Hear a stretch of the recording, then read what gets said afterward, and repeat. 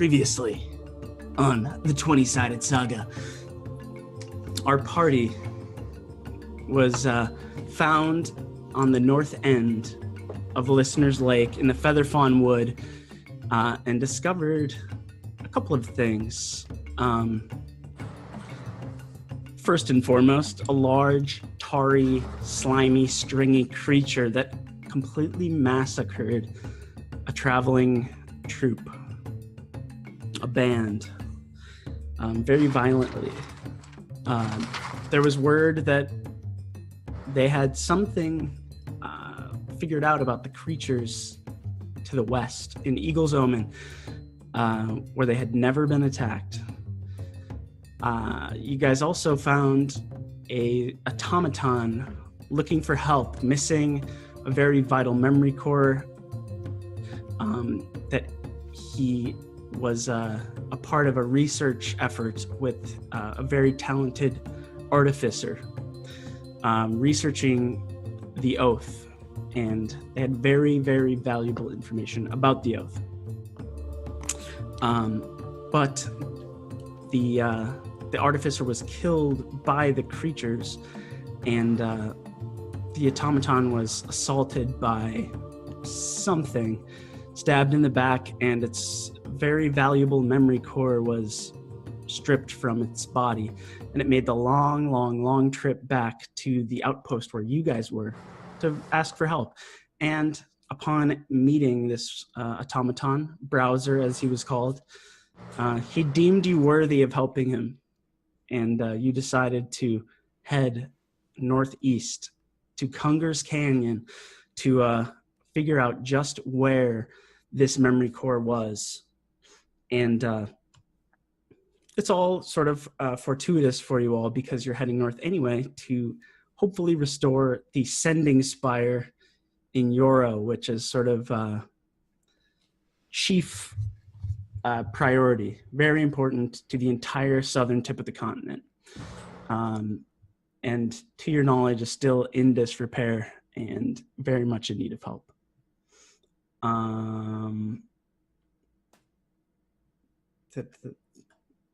Still working on the music, guys. It's a work in progress. Oh, look at that. This is not nice music. I can actually hear it. So, you all made the journey up the lake and found yourself in Kunger's Canyon, where you were accosted by many different races of people, be it goblin or human, any kind of person, that all claim that they were Kunger, trying to sell you little trinkets, maps, tell you the best place to eat, all this stuff. I believe was Anstis blasting a thunder wave or a thaumaturgy thunder sound to scare them off. And the tourist trappers scattered immediately, and the party made their way forth to the tall, stilted town known as Camp Kunger, sort of about 9 or 10 feet up on stilts. And as you sort of ascended this gangplank, you found yourself in the thick of a crowd with people barking, selling things, and a lot of people dressed as Kunger. And you find yourselves currently in the very thick of this crowd. What would you like to do? Didn't we break through? I thought we broke through. You broke through the little Kunger guys that were like trying to greet you right at the border. But now you're like in the city, and it's just, there's really no breaking through. Like, it's just hustle bustle. Got it. Hoi polloi. I have a feature that is city secrets, and I can travel through cities twice as fast. I recall. Yes, you can do that. And I know the best ways to go. Yeah, what do you want to do? What way do you want to go? What do you seek? Hey guys, what do we want to do? Well, Browser, in what direction were these individuals that have your core? Where were you attacked? Well, we would have to leave from the north and head northwest. But if I could make one suggestion, I would very much like to make it. Yeah. He just sits there. I watched you all in combat. Very exhilarating stuff, except for when this Birdman got thrown across the room and I kind of bruised my arm a bit. Oh. If you all are going to be in more scuffles, you might consider buying me an artillery corps so I could help you fight. For now, I can only stand there. Well, do you know where we'd find one? There is a sales wing in the camp that you should seek out. I should mention it's rather expensive. Not to say you all look shabby, but you all look shabby. Thank you, Browser. That's very nice. Morella now feels the need to put on her fancy clothes just so she can be fancy. Screw you, I've got fancy clothes. No. He sort of says, all you have to do is head west up this road here, and sort of sprouts an arm out. He's kind of in like this little crumpled cube that makes him very carryable. He sort of sprouts like a little spindly arm out and sort of points in a direction to your left, over the top of the crowds. Is the city big enough to have a map? A map of the city? Yeah. No, I mean it's kind of like an outpost. So it doesn't really have a map. I mean, you could ask, but I mean, we've got GPS right here. He's pointing the way. That's true. GPS. What GPS? Yeah, that. Yes, Oh. that thing. Well, let's follow. Should we just go? I don't know. And then we're just going towards it's a shopping district, he said? A kind Yep. of shopping district? Okay, great. I wanted to go there anyways because I had a thing I was going to buy. Me too. But it's important. Yeah, so you guys make your way through, and it's not necessarily a beautiful sort of town or outpost, but it has its charm to it. It's all of the buildings are sort of built with this sort of Sorry, I warned you. bless you. Sorry. All the buildings are built with this sort of wooden hammer and nail approach. They're just sort of like, none of them look very nice. It looks like they were built yesterday, except for the weathering. So they look old, but they look pretty shabby. But it's kind of the look of this whole place. It's built on these wooden stilts. The buildings all have this kind of wooden look. This music is killing me. Oh. I'll Yeah, figure it don't out. I can't figure out how to get it to keep going. There's like a loop button, I believe. I know. I thought I had it clicked. All right. Hopefully this worked. So you go through the town, and there's a lot of like outdoor kind of establishments that don't have like walls or anything. Just these big, tall canopies and sort of wooden tables and wooden counters. And you could see people cooking, and you can see these big slaughterhouses. And there's a lot of like red meat going on. They're cooking up like boar and cattle and oxen and stuff like that. Kelm actually makes a really stealthy move that you've never seen from him before. You've never seen him move this fast, but he has like gone to a butcher shop and purchased like a big stack of red meat and is like already back with you. And it's like, why couldn't you move this fast when we fight? But Because it didn't have to do with cooking before. Yeah. And now it does. So he has like a big pile of like wrapped red meat, and he looks super smitten. But you make your way to this sort of shopping wing of the city, and it's like kind of like a big dock because it's all on stilts, but this sort of wing of the outpost is sort of just this branch. And as you approach it, you find that it's actually less of a shopping district and more of a shopping nub, as there's a couple of stands, but there's one thing there that stands out like a sore thumb, and it's just this pristine white ivory building with a big, tall, kind of armored white knight, probably about 6 or 7 feet tall, standing in front of it. Morella, you recall the name? Soot and Saber. Big on top. Yep, this is the Soot and Saber. And there's only a few kind of little dingy wooden nail and hammer shops around. And that's what you see. Do I see a shop that might be selling some tobacco and a pipe? With your naked eye, yes, you do see a little tobacco shop. Great. It's less of a shop and more of a stand. That's fine. But you see it. Great. I'm kind of like, I'm going to surreptitiously head in that direction. Okay, cool.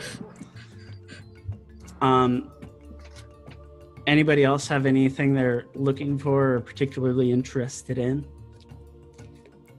Do we see anybody selling weapons? Is there like a weaponsmith or? Yep, you do. You see a super obvious kind of stand. You see swords and sort of scimitars hanging from this big rack. And you see this kind of guy, he looks real downtrodden and sad sitting there. I don't know what order you want to go in, but I'd like to approach that place. Sure, yeah. We'll just kind of do it in a... Anybody else? I'm gonna follow Tink. Okay. Yay! I will wander, keeping my eye out for any containers. Vials? You're just here to buy all the vials? Kinsel, you actually notice something as you sort of are walking. You feel something that you hadn't noticed in a while in your pocket. It's sort of a jar. You take it out, and it's this sort of badge. It's this thick, sort of a hexagon of a thick brown leather, and on top of it is this fastened piece of gold-colored of metal, and in the very center, this sort of blue gem. Do I know what this is? Like, did I bring this with me? You don't bring it with you. You don't know what it. You're welcome to look at it. Yeah, I mean, I'll look it over. Is it just like a? You said a badge. Is it like literally some sort of symbol that somebody would carry? Make an investigation check. Sure.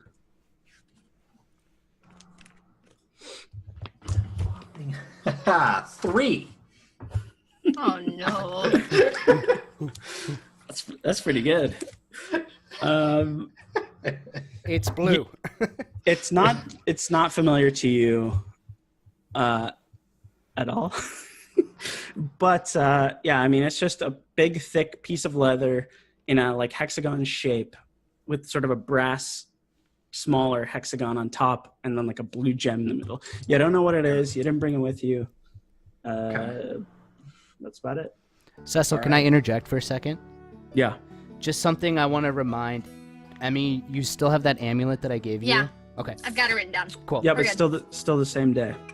Yeah. Still the same day. Okay, cool. Just wanted to make sure that you remember. Yep. Also, actually, I had a question.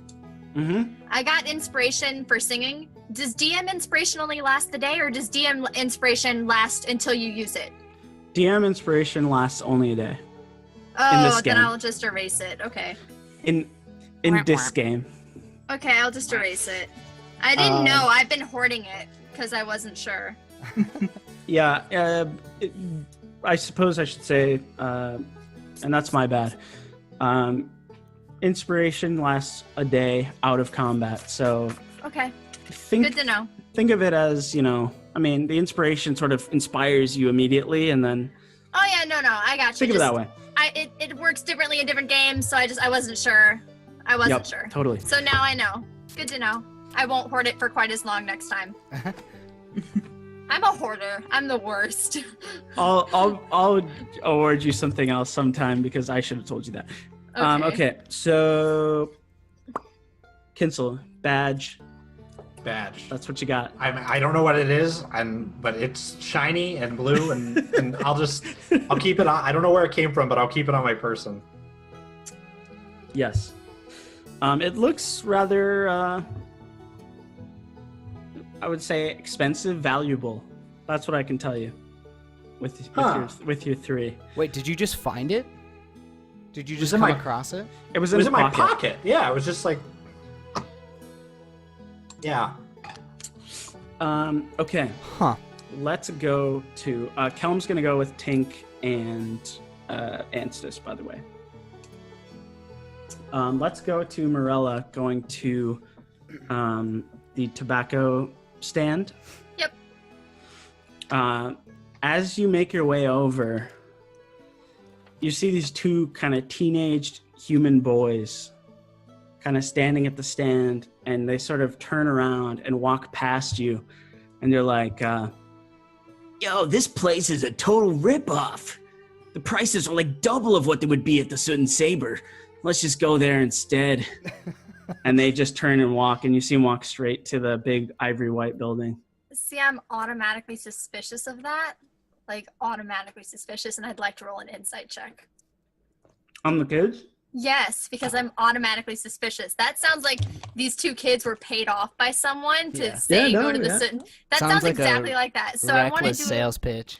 Hey, go ahead, roll. Go ahead and roll. Insight. Roll it up. What is that? Hold on. What is my insight? 40, 50, 70, 17. I mean, these kids are upset about how much they were presumably just charged. They're not happy. Okay. I still think it sounds suspicious as fuck. It's just those kids. Damn kids. So you continue on your approach, and you see this woman, and she just looks like she has this. She's actually an elf. She has this kind of scraggly black and gray hair, kind of coming down, big bags under her eyes, and she's sort of just like sitting there, like she couldn't be less excited to be working at this job.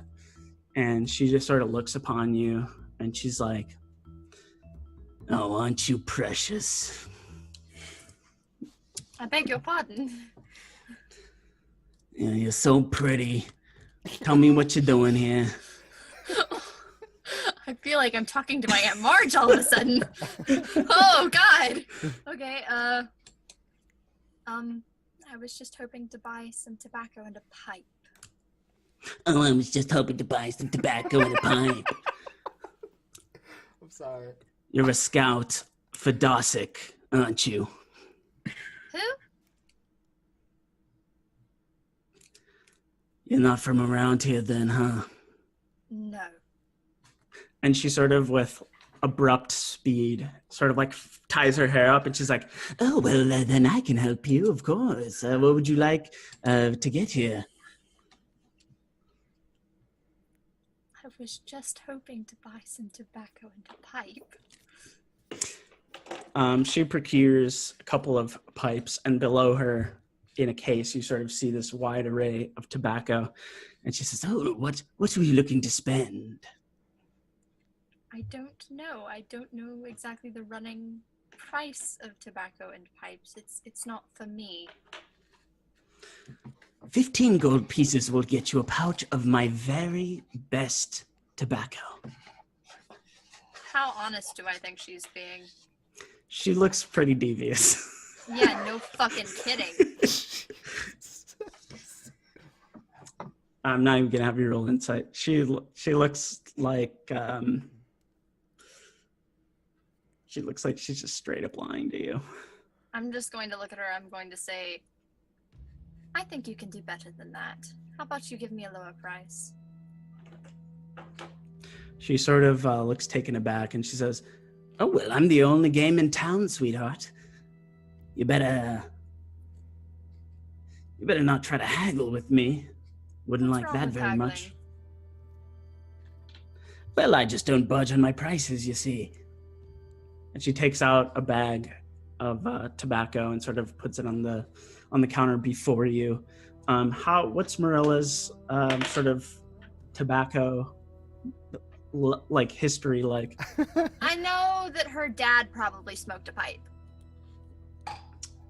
So how much do you think would she be able to glean off of the scent? Off of the scent? Yeah. She probably knows what nice tobacco smells like. Because her dad only buys nice tobacco. They're fucking rich, man. Okay, roll a history check to see how much you remember about your father's tobacco. 17, 18, 19, 20. 20. It doesn't really smell that nice. It smells good, but the price is too high for what it is. How far away did those boys go? Just across the way, like a short block. Okay, can I say to them, hey, do they sell tobacco and pipes at the Soot and Saber? Well, duh. They sell everything here at like half the price, and it's all really good stuff. That's what Good to happens. know. That's what happens when like the best mage in the whole continent starts to run a trade goods store. And they continue walking in. Oh, that was the kids. Yeah. Oh. That sounds suspicious, and I'm just going to shrug to the woman. I'm going to go, I'll check out my wares elsewhere. She sort of cries out to you and she says, they're putting us all out of business, And she sort of goes back down to like slouching down, and she lets her hair back down, and she just returns to like this old haggard woman. I just say, I was willing to haggle, and then I walk away. She just sits there in silence. Tink and Anstis, you're at a weapons stand. Yeah. Do you wanna start, Marie? I was just following you. Okay. Good sir. Or madame, whoever you want to be, Chad. No, yeah, it's a man. He's actually Caprin, and he looks around. He can't see you, but then he sort of notices you underneath the counter, both of you. Like kind of like, jumping. Oh, Yes, down here, sir. You're buying weapons here from me, and he sort of like does like a dance, and he's like, "What do you want? What can I get you? I'll get you anything." Let's see your selection of light crossbows. Preferably the smaller the better. A selection of light crossbows. I've got this one light crossbow. How does it look? It looks pretty shabby. Oh. How much? Tell you what, you came here instead of the Soot and Saber, and I'll give you a huge discount. Okay. And he's sort of like looming over the stand towards you. Like his face is like maybe a little too close to your face. Can I smell his breath? And he has goat breath. Ew. Oh no. Maybe that's kind of racist. But What? What species? yeah, so you want to inspect the crossbow? Yeah. He yanks it back towards him, and he has like kind of this blonde hair. He looks kind of silly for a Caprin. He doesn't look very intimidating. He just like has this blonde curly goat hair, and he's like, "Ooh, wouldn't be much of a salesman if I let you touch the merchandise, would I?" Actually, that's terrible logic. You mentioned a suit in... What was it? Oh, I don't know. You don't Do know? you want a crossbow? I would love a crossbow. Why don't I touch the one you have to see if it's worth buying? I'll make you a deal. You give me your money, and then I give you this crossbow, and then we never speak to each other again, and you don't come back here again. You, my friend, are just terrible at this. But wouldn't you want to find out what special things this cool crossbow could do? I think I'm done here. Anstis, do you want to talk to this lunatic? I think I'm good. Yeah. Yeah, I'm I'm good. gonna go get a real crossbow. Thanks, man. Yeah. Soot and saber it is. He sort of kicks Bye. he kicks the dirt and he's like, another one. And he just sort of goes back to probably drinking, which is what he's doing. I feel bad, but then These locals I are don't. depressed. Yeah. I mean, you're in a pretty shabby spot. All right, well, let's It's- get to that classy stuff. Soot and saber. Off we go. So, with a bit of synchronicity, Morella and Ansys and Kelm and Tink all find their way back after being sort of seek some seedy sketchiness from the locals, the local trade good merchants. They find themselves heading toward the Soot and Saber, which is an immaculate, unlike what you saw in Hokata Bay, it is immaculate, clean, has a 7-foot tall armored fellow standing outside, and a door that has a real crisp and clean like airlock sound as you approach it. It goes. Ah! Wait, is this sign also in Sylvan or is it in common? This sign is in Sylvan. Awesome. Wow. Good to know. What a fascinating door. I know, right? Sylvan, I don't recall if I said this, but Sylvan in this universe, it's sort of like characters. So like it's not like words, it's just like symbols, like one symbol is a word. Okay. So it's just like two giant glyphs with like a little ampersand in between, in common. So you walk in and you're delighted by the smell of like fresh roses and a cool sort of, I don't want to say air conditioned, but it's very cool inside and pleasant. And it's just white walls all the way through. And you see a couple of these white armored fellows sort of inspecting kind of the walls, and you see these little lines, and what you realize is you see one of them kind of push it. It's like one of those click push drawers, and a big like section of the white wall kind of pops out, and you see these pole arms and glaives and these shiny weapons, and you see the armored man sort of remove one of them and sort of push it back into the wall. And it's just sleek white walls all the way through. And then these drawers that kind of pop out when they're pressed, like a little clicky pushy thingy. At the very back, you see just a table just straight ahead of you. It's just a big white room, a couple armor guys, and a little table at the back.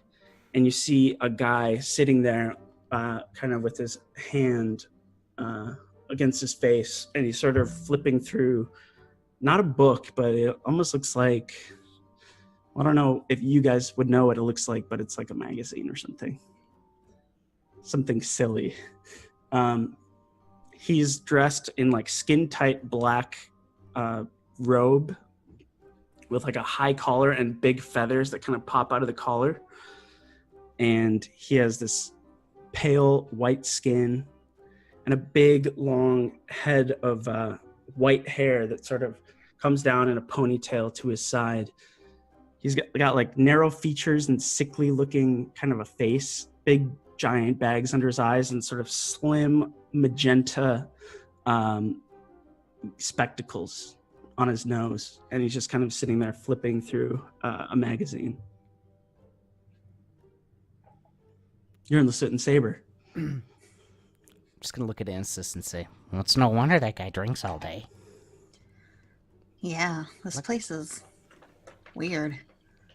Well, yeah, but immaculate. Look at all this stuff. True. It smells nice. Better than that guy's breath.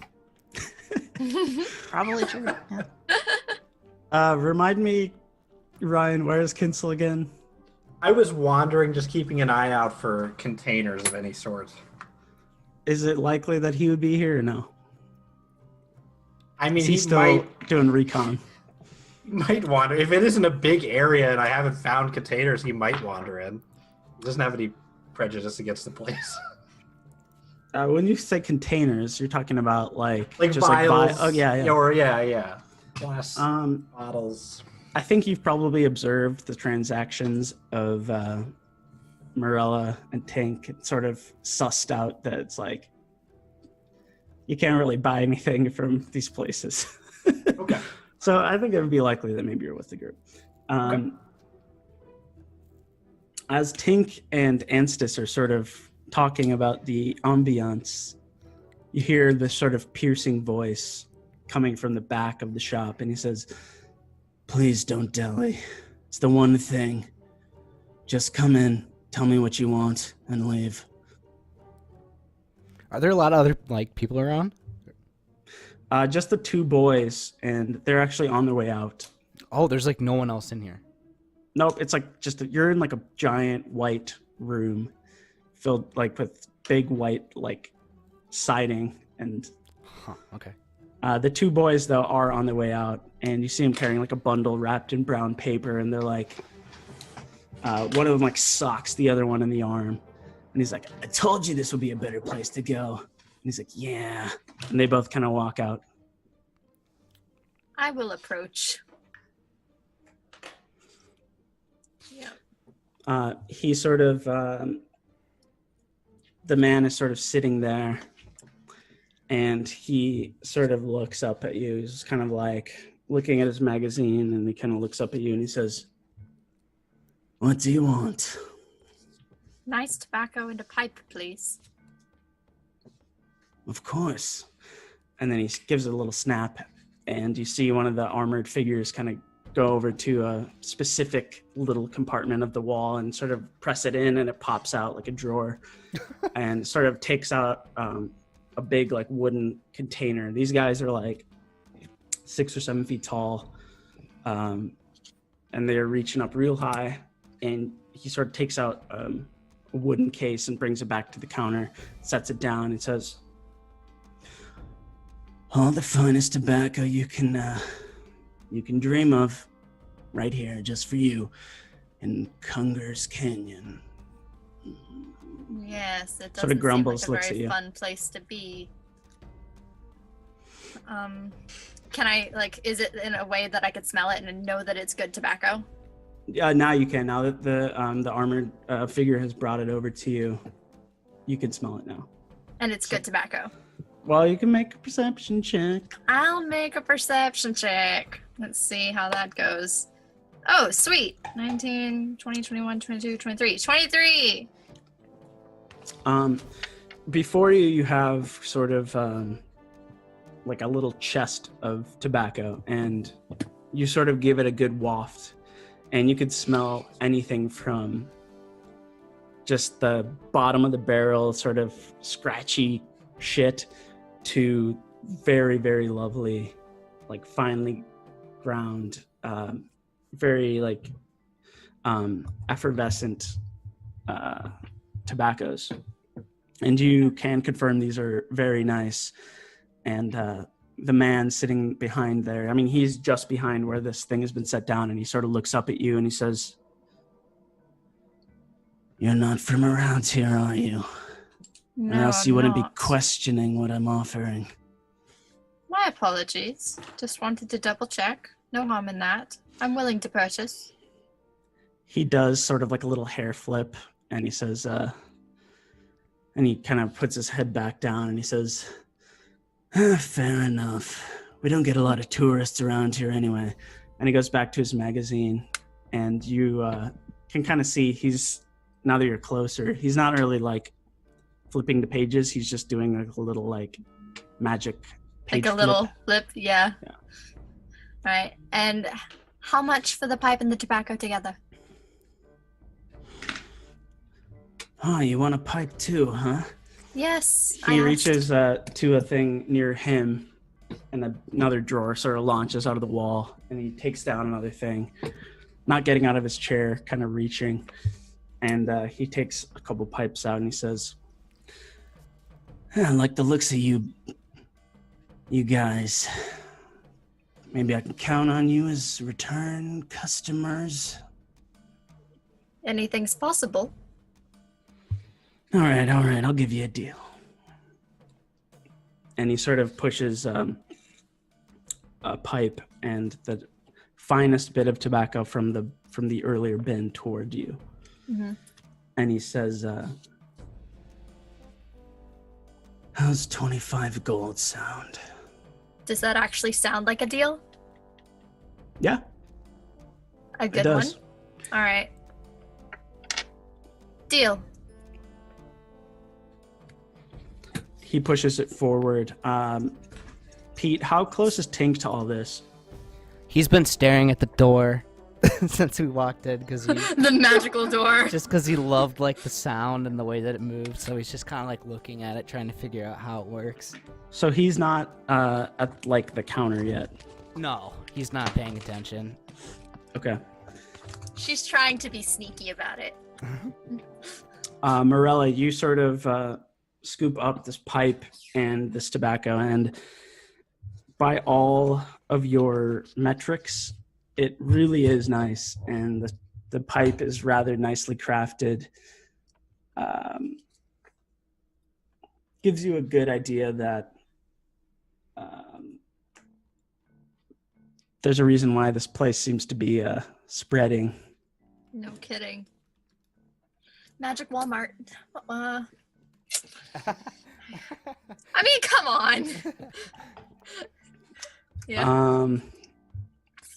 Kelm's super stoked about all the red meat that he bought. So he sort of looks on to you all.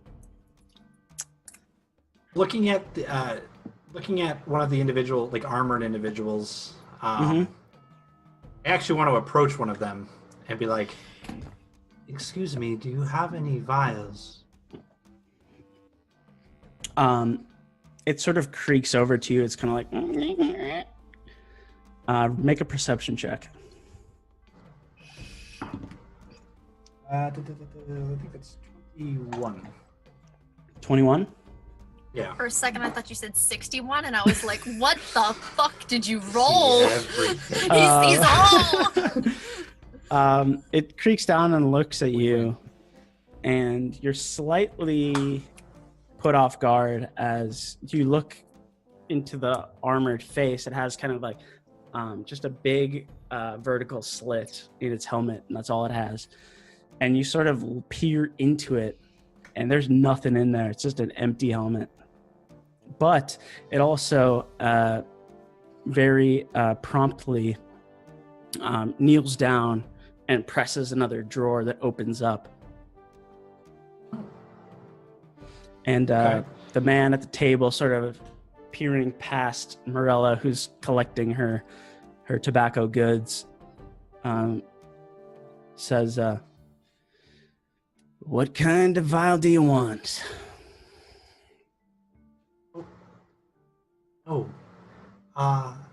Just a smaller vial. I just need to collect samples of some sort. I forget that you're foreigners. Better to ask me about things than them. They don't respond too well, and sometimes don't respond at all. But yeah, he'll bring the vials over here, and you can pick which ones you like. They're pretty cheap. And the armored suit carries another box over to the counter, and you go over and see that it is filled with sort of in the straw, like straw kind of, what's the things you get in those party bags, like confetti kind of stuff. Yeah. It's you see a bunch of different glass vials. Some are like sort of like beakers, some are just thin little vials, some are kind of jars, and you see all of it before you. And the man at the desk looks up at you and he's like,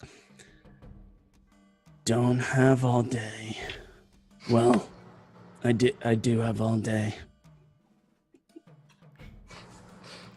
Are you okay? You seem upset.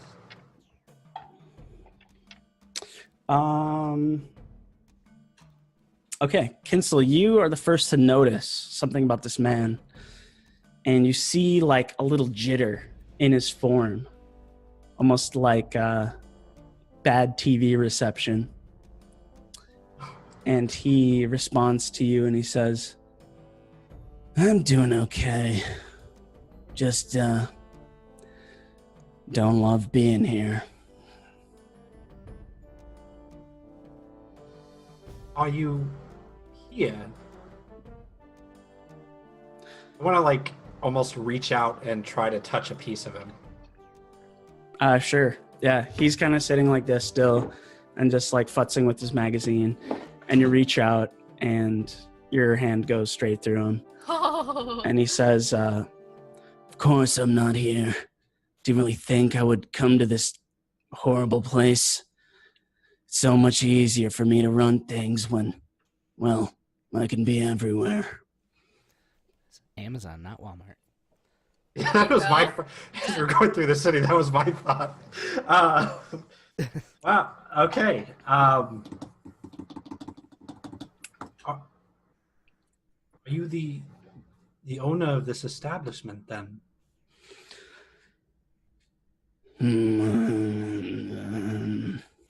A grumble. He sort of adjusts he has his like almost comedically thin, like magenta glasses. And he sort of pulls them up in front of his eyes and look up at you and he says, yeah, I'm the owner. Oh.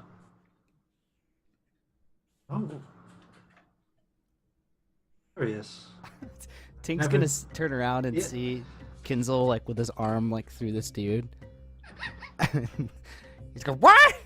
And then he's gonna like run forward and just like start poking too, like just in fascination, like kind of like almost up on the table, just like prodding at him.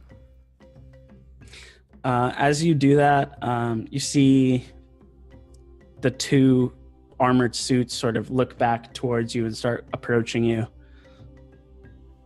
Oh, I don't mean any trouble. I'm just fascinated. How are you doing this? The man holds up his hand and the armored suits sort of return to what they were doing, sort of organizing the side drawers. And Tink thinks that he like scared him off, so he's like,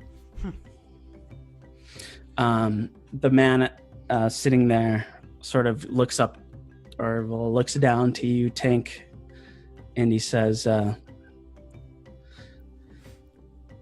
seems you're a man of the arcane. You should know exactly how I'm doing this.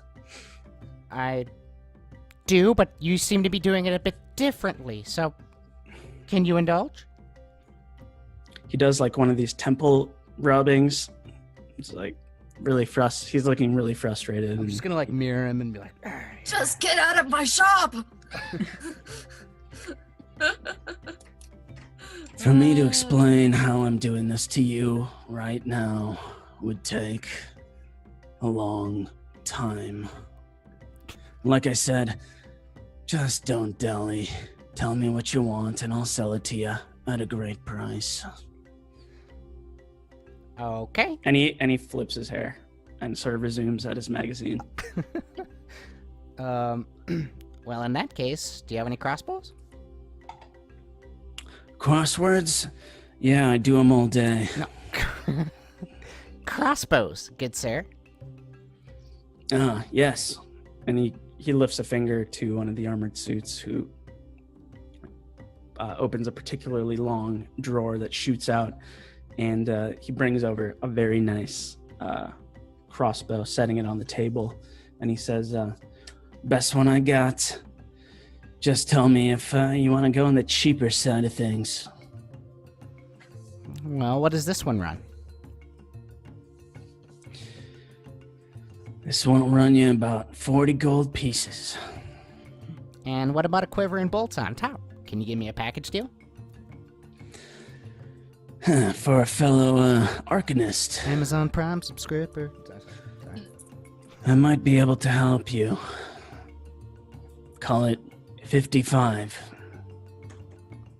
Hmm. Give you the bow, the quiver, the bolts, the whole deal. Well, I'm certainly not dallying, but I am a man of detail. Can I see the other one as well? The armored suit pops back over, brings you another one. Does it look like noticeably worse quality? Or like what's the difference between them? Make a perception check. A roaring 5. Oh no. They actually look pretty comparable to you. How much the first is this? one? The first one you looked at looks a lot nicer, sort of in its exterior. The second one doesn't look as nice, but It looks functional. it looks pretty functional. As you're sort of sussing out these crossbows, you hear a voice from behind Kelm's back. And Browser kind of chimes in and he says, I agree, and I said that you all look a bit shabby, but if you want to upgrade my artillery core, it will cost you a, what's the colloquialism? Pretty penny. Consider saving your money if you want me to help you fight. Otherwise, I will remain a backpack. Yes, my wizard friend, or whatever you are. Do you know how much one of these cores costs? And would you happen to have one? The man at the counter sort of looks up over Kelm's shoulder at Browser and he says, Automaton, we've got artillery cores, but this one looks custom. You'd have to retrofit it. One of you'd have to know how to fix machines or something like that. Well, glad you mentioned it. I kind of have a little pride in the things that I make and I fix, you know? Meta, would it be like pretty insane craftsmanship? Like would Tink have to roll insanely well? Or is that too meta? I'll do this. I'll bring it out so you can have a look at it. And for this, he actually doesn't call upon the armored servants. He actually gets up and stands up from his chair and walks into like kind of a little back room. And he brings it out and it kind of fits in his hand. It's just kind of chunky thing with all these gears and circuits and kind of tubes that are running with this red energy. And he sort of puts it down on the table lightly. And he says, whatever repairs or alterations you would have to make, well, that'll be up to you. As you look at it, it's definitely not, it looks like it's something that could fit into the back of Browser. He's got that blank spot where his memory core goes. It looks like it's a pretty easy fix for Tink to make it work. How much will it cost?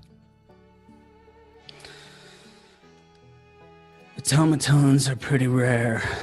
I'll give you this for about 80 gold pieces. Kelm sort of perks up and says, I'd be happy to put in about 35 or so. I think we could use the help. Between us all, could be useful. Sounds like it's pretty dangerous. 20. Yeah, I can put in 20. 20. Okay, so that's the 75. man sitting there overhears the sort of conversation about who can put in what, and he sort of does one of these, and he says, you put in 20, you put in 20, you put in 35. We can call that a deal. And he slides it a bit forth. Oh, excellent. Tink, just so you know, it looks very rare and legit. Wow. Well, let's get this in ya as soon as possible, Browser. And then can I go back and resume the conversation and buy the bow, the crappy bow? Sure, you want to buy the cheaper one? Yeah. How much for the cheaper one? 25. Including bow and quiver? Or, you know what I mean? And yeah. Whole deal. 25 gold. How many arrows? Comes with 20 stock, but if you want more, you can ask. 20 is perfect. What was your name? He looks at you and he gives a little teeny glimpse of a smirk from the perma frown that he has on his face. And that's the response you get. All right, so I'll call you Smirky Guy. And then he sort of looks up from his magazine and he says, "Oh, I thought you were actually kidding. Forgot you were from Azal. My name is Dosick. Some people say I'm the most famous man on all Aventus. Don't be surprised that I didn't realize you didn't know me." Well, it's an honor, Dosick. Can't say the same is true for me. You guys have dallied and wasted my time.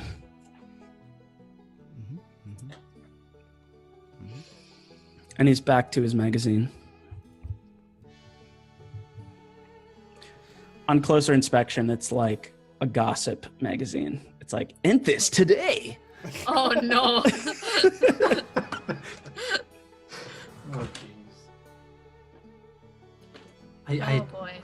I, sorry, I don't mean to annoy you, but the vials, I just need 3. How much? He slides a little variety of vials across the table. And he says, 2 gold, and you're out of my hair, and your return customers. 2 gold. We're not in your hair. We may come back. Nothing's in my hair. And he gives a little flip. He has perfect hair. Yeah.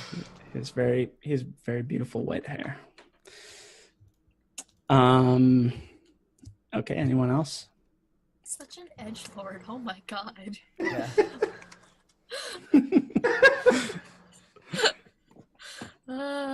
I'm not an edgelord. I didn't say that in character. No, I can read your mind. No. I'm just kidding. Oh boy. Do you do identification here?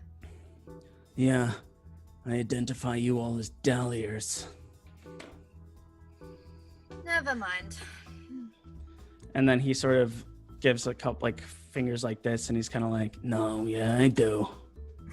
How much before I give? Because I might not have enough, so I'm gonna ask. I really like the look of you all. You look like adventurers. Do this one on the house if you want. Lovely. I'm gonna hand him that that gold thing, the spidery looking thing that was on Duthrin's bow. I want to know if it does something or if it was just fancy decoration. Okay, yeah, sure. Marilla puts this sort of spiky golden plated thing on the table, and you see another teensy little twitch of his hand as he rakes it across the table and looks upon it and says, "I haven't seen something like this for quite a while. Azalian craft. Magical." And he continues on to explain to you, Emmy, I'll send a thing to you. But what this thing is it attaches onto a ranged weapon and allows you to make a ranged attack as a reaction. And it doesn't it has a 7-day cooldown. So that'll be something that'll just be kind of DM thing, like how is this thing looking? Okay. It can only be used once, and then it has a 7-day cooldown? Yep. Okay. But you can make a full-blown attack with it. Cool. And to know. he looks up at you and he says, you see, this is why I'm giving you guys good deals. You find cool stuff like this that I expect you'll sell me at some point. Entirely possible. Though for now, I think I'll put it on my bow.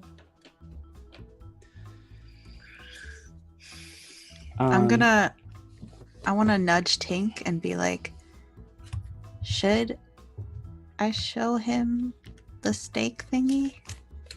Ooh. I actually forgot about that. I don't know. This guy seems kind of weird, but he clearly knows a lot. So this might be our chance of figuring something out. Okay. I can hear you, by the way. No, we can't. We were just pretending that you couldn't hear us. Show me what you have. I'll take a look. Okay. And I produced the silver stake thing. Been a werewolf hunting, huh? Nope. I guess we know what it's for. Yeah. You could stab a guy while he was sleeping or something. But this will be best used if killing a were creature. You know, one of those guys that turns into a wolf or a bear or a jackal or something. Fairly rare item, actually. Feel like selling it to me? Mm. Well, how much? I pipe up before Ansis can respond. I'd pay about 60 gold for it. Nope. I know this is worth more. Yep, this is worth way more than that. Yeah, maybe not now. Maybe in the future if we never use it. Fair enough. Not many of those creatures around anymore, anyway. One last question for you. More dallying. Sure. Sorry. How much for 20 arrows?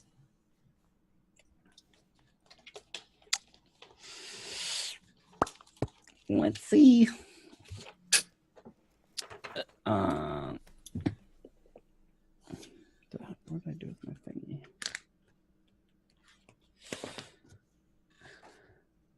How does 25 silver sound? Sure. That'd be great. Thank you. Slides them over the table. I put them in my quiver.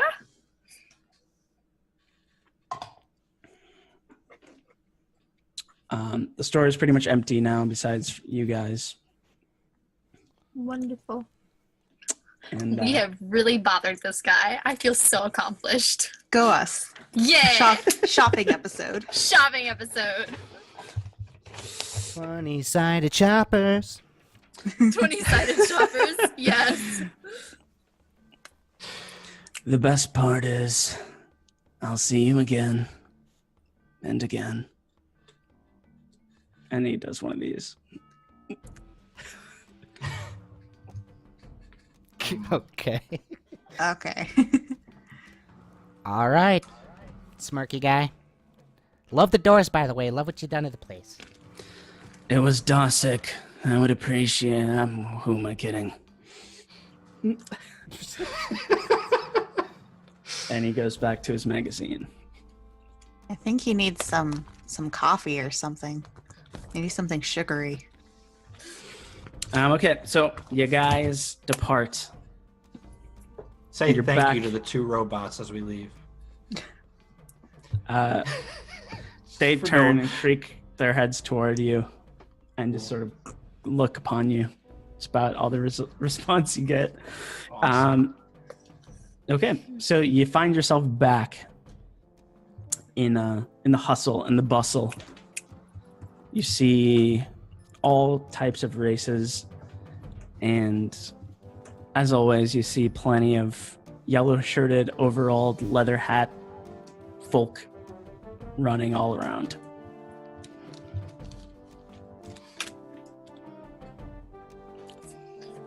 What would you like to do? Tink, do you have to install that thing into the guy? Oh, yeah. I'm still staring at the doors. Come on, browser. Let's do this thing. Kelm's kind of like, oh yeah, I forgot I had this guy on my back. And he sort of like haphazardly slinks him onto the ground. And he sort of like hits the ground with like a burst of dust. And Browser sort of goes from his little collapse form to sort of standing up and sort of crouches down with the hole in his back toward Tink. And he says, I hope you all won't find me too violent when I use my laser beam attack. Just use it against the right people. And he looks over at Kinsel and like is like, and then he's just like, that was a joke. Oh. Ha, ha, ha, ha. Ah. I am funny? You sure are, buddy. You sure are. And then, yeah, you're faced with, you see, if you recall, he has a big hole that you repaired that has a big plate over it that you restored. Okay. But he also has another big hole that is intentional, part of his makeup. okay. And you have a big glowing kind of wiry red machine bit. Doesn't look like it'll quite fit, but with a couple of alterations to his socket, you could kind of make it work. So I'll have you make a tinkering check at advantage. Okay. Can I use my fortune telling roll, my divinity roll on this? Yes. That was the 17 natural, so I don't know. Tinkering and intelligence would be like 23, 22. Okay, yeah. With a couple of simple pieces and parts, you just kind of build this sort of like outward socket that sort of builds onto his existing socket, allowing this one. It's like an adapter that allows this chunk to go in. And right when you cram it in, you see this kind of glowing light that he has on the front of his face turn from like a crisp, peaceful blue to like a just foreboding red. And Browser he check-in. immediately turns around and he says, "Destruction! Destruction! Destruction!" Let me tone that down a little bit. Okay, yeah. Tink fixes it a little bit and he says, "Forgive me. Hopefully, I can help you and not kill you, but I will be ready to battle on your behalf." Okay, well, is there any way we can... Are you always going to be ready to kill? Or can we chill you out every now and then? Your recent alterations have been sufficient. I will fight when you fight. One thing, though, I still wish to die the eternal slumber once I restore the memory core and give it to you all. The long rest, the sleep, sleep, no wake up, as they call it. Hopefully you will honor that for me, but for now, I will fight for you. Well, okay. I knew I'd fix you. I just had an inkling. Kelm's like, enough sappy stuff, and he sort of yanks Browser by his neck and just like flings him back over his back, even though he hasn't changed back into like his transport form, and he's like, his full body is like on Kelm's back, and he's like, Wait. I just like keep picturing Wally, like a combination of Wally and like Attack of the Clones, like those. yeah, he's very, very similar. Yeah. Without evoking it too much, he's very similar to one of the droids from the Star Wars prequels. Aw. and how he just kind of folds down. Yeah. Okay. Careful, Kelm. He might shoot you with his laser. Okay, so you have installed the artillery core into your buddy browser, and you now find yourself back in the thick of Kunger's Canyon. What time of day is it? It's getting to be late. It's probably about 3:30 or so. Do we want to keep going, or do we want to find a place to stay here for the night and then set out tomorrow morning? I'm fine with keeping on. Yes, these people seem desperate. I don't know if I feel safe here. That's fair. Well, on we go. On we go. Okay, so you guys just keep heading north, which is pretty much the direction you know you got to go, and you pass a couple of things. There's a couple of like big giant canopies, and underneath you see these restaurants serving beer and food, and you see just all manner of people sort of flocking to it and ordering food, and you see merriments, and you see games being played, and you see some arcade going on, just some friendly gaming, some cards. You see a little bit of friendly arm wrestling, nothing too spicy, but beyond that you see even further a higher stilted area. So the whole outpost that you're at is on stilts, but you see an even higher stilted area, and the closer you approach, you can hear these sort of gears and these cranks and these sort of popping motors, and deep in the atmosphere on this high-rised stilted zone, you see these sort of like four-wheeled carts sort of going down off of like a plank and just swerving off into the canyon, just like, and you see a few of them moving off further. As you walk past the large canopies, the one with the restaurants or the stands, you are accosted yet again by more little KUNGER guys, and one of them kind of grasps onto Kelm's pants, and he's like, I'm KUNGER, please come into here, we've got food and drink, and I can show you and introduce you to all the right people and all this. And you're just sort of being talked to by this sort of halfling man in all proper attire, of course.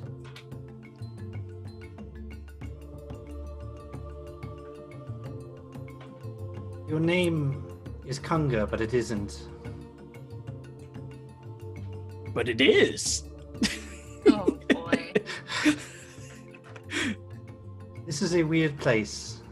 We are not from around here, and your people here seem...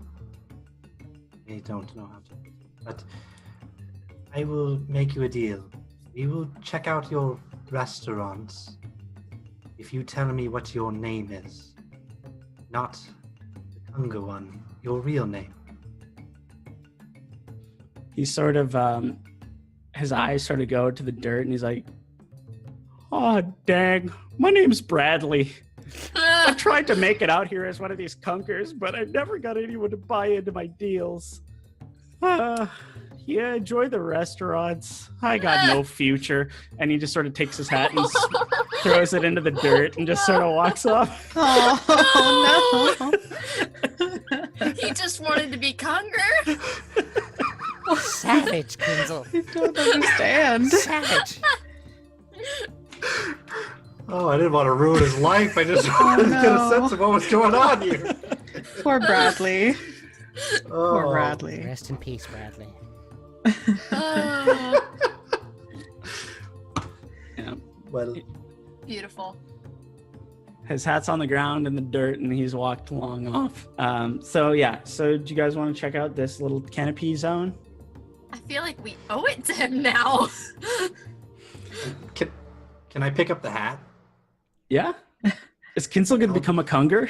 I'll put it on. I'll put it on. Oh no! Maybe they won't bother us if you're with us. Can you describe the hat? What does it look like? It's like a brown leather hat with like a flipped up front.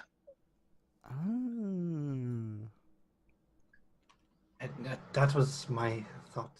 Well, perhaps we need to have one of these people with us, and they will not come up to us. Genius. Kinsel's like, sorry guys, I'm leaving the party. I'm gonna strike it rich as a KUNGER. Okay. So you go into the tent. It's very open. It's very airy, and like as the evening kind of approaches, it's just nice. You have a nice breeze. You see these beautiful orange, yellow canyons out in the distance. You see these four-wheeled kind of carts kind of zooming off and approaching, and it just looks very lovely. There are like a whole bunch, including Kinsel, of these KUNGER guys in the tents, still kind of talking to tourists or people who appear to be tourists, and you find your way to the sort of main bar zone, and there's a man there, and he's sort of wheeling and dealing and selling some drinks. He's like a big, wide, stocky, gruff tiefling, and he has like just straight pointy horns, like a unicorn horn, like just straight up, no curling or no nonsense. And he's just sort of making drinks at an impeccable speed. And there you find yourself.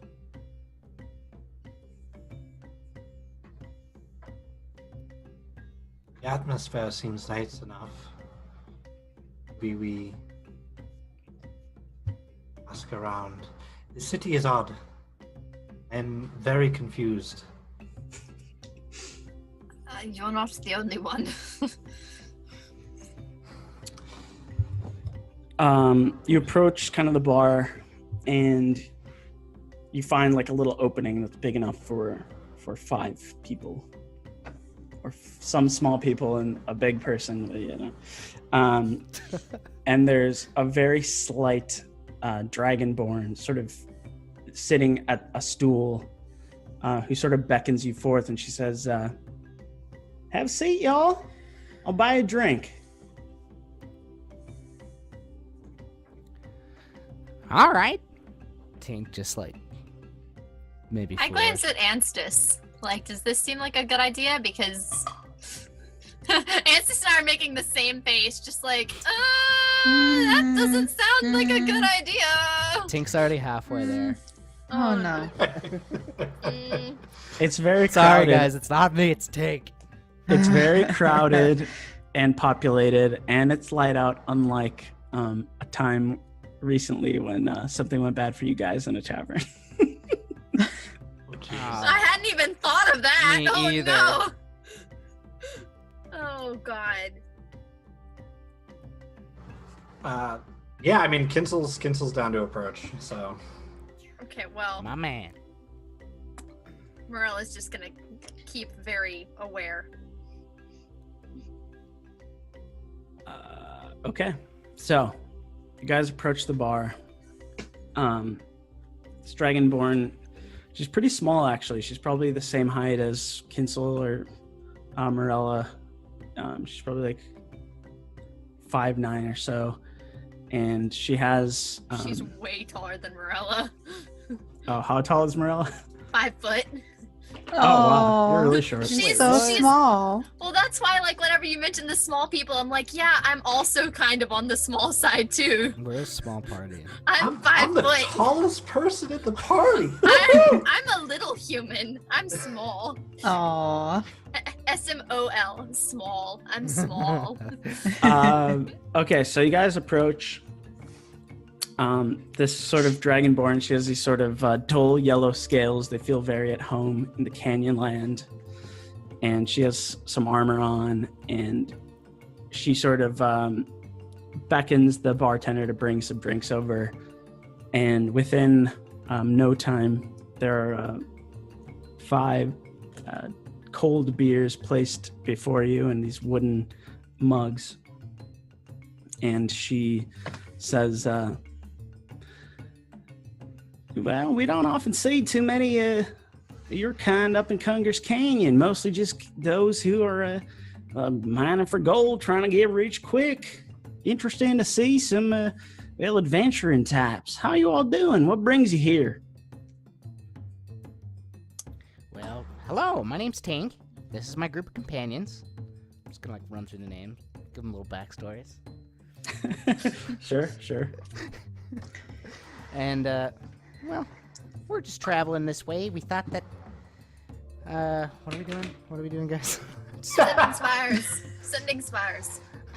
We're, headed to the Sending Spires. We're on some pretty important business, trying to deal with the Oath, do some research on the monsters, take care of what's been going on around here lately. Well, golly. Well, you can call me Max. I admire what y'all are doing. It's mighty respectable. Those boys got to be brought to justice. The amount of havoc they've wreaked, even around Kunger's Canyon. I mean, between here and Skelethed, it's wildlands. Ain't no laws out here at all. How long have you been here? I live out here. I don't do much mining, but I just kind of run tours on the carts up there, you see. And she sort of points up to this big tower where you see the carts kind of zooming off of. She says, yeah, I do tours, but it's my day off, so, don't tell my boyfriend, but... And she kind of takes a big gulp of her beer. I don't know why that's so funny. Anyone else care to jump in? Morella's still just keeping very aware. It didn't Yeah. go very well for her last time. She's Yeah. She looks down at the beers and she says, I promise I didn't poison them. I didn't have the chance to. Not that I want to hurt y'all anyway. Looks like you're the ones going to be saving us from all those creepy black tar monsters. Can I roll an insight to see just sort of like how genuine she is? I think it's the accent. Yeah, sure. Of I course. live in the South, and I feel like people, when they sound like really nice, are usually being kind of two-faced here. Of course you can. You're not wrong. It's just the accent. I can't help it. 15, Of course you can. 18, 19. 19. I just want to know how genuine she is. You can tell with beyond a shadow of a doubt that there's no deceit or malintent in her voice. Okay. She seems All right. super genuine. That's fair. I'm very suspicious right now, but that's good to know. Okay, I relax a little bit. The tar monsters you mentioned, do they attack this way often? I've not seen much water. Oh, no, darling. Of course, around here we got canyons and mountains up to the ocean. Those monsters can get within a couple of miles of here, so we're lucky to be free of those kind of things. But I have seen them when I was traveling south in the forest. But yeah, around here we're lucky to not have them. Only the mountains are what stops them.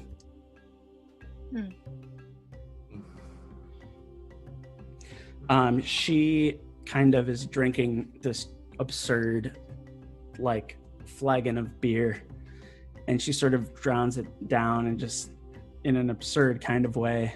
And she says, mind if I give you a word of advice? Please. Said you're going north to the Sanding Spires. Suppose you're not from around here. You don't know about Skelethed. Don't know about what now? If you check your maps, you will notice the territory to the north of Kunger's Canyon is called Skelethed.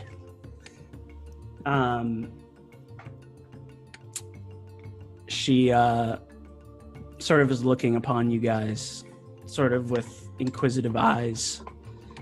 And you see, as she sort of swigs down the last trickle of her beer, you see her sort of form kind of crumble and her sort of hospitality fade. And she kind of says, Well, we're not all welcome around there. And she looks up at Kelm and says, our type, critter folk. Aarakocra, Ornek, Caprin, Dragonborn, Tabaxi. We're hunted there, treated like animals. Place is run by some horrible man. Calls himself Colonel Gan. If you go there, you won't be safe, not with you. And he looks, and she's looking up at Kelm. I know you got plans to go north, but you best change them, or else this one won't make it through. And she sort of slams down her beer and puts a couple of silver coins on the counter. What did you say the guy's name was that ran it? Colonel Gan. Okay. Did she say his race? No, but she's still standing there. Colonel Gan, you say? What race is he a human? Yeah, he's a human. Big fat hillbilly, if you ask me. But, I don't know, people out there are crazy. I've seen some pretty bad stuff happen. My daddy was taken when I was young by those guys out in Skeleton. I just don't want the same to happen to you, if I could prevent it. Do you know of a way to kind of get around that area? Yeah, of course. Just head south, back down into Featherfawn Wood, and then you go up through Eagle's Omen, and so on and so forth. Okay. You don't Told seem you. too thrilled. We just came from that direction is all.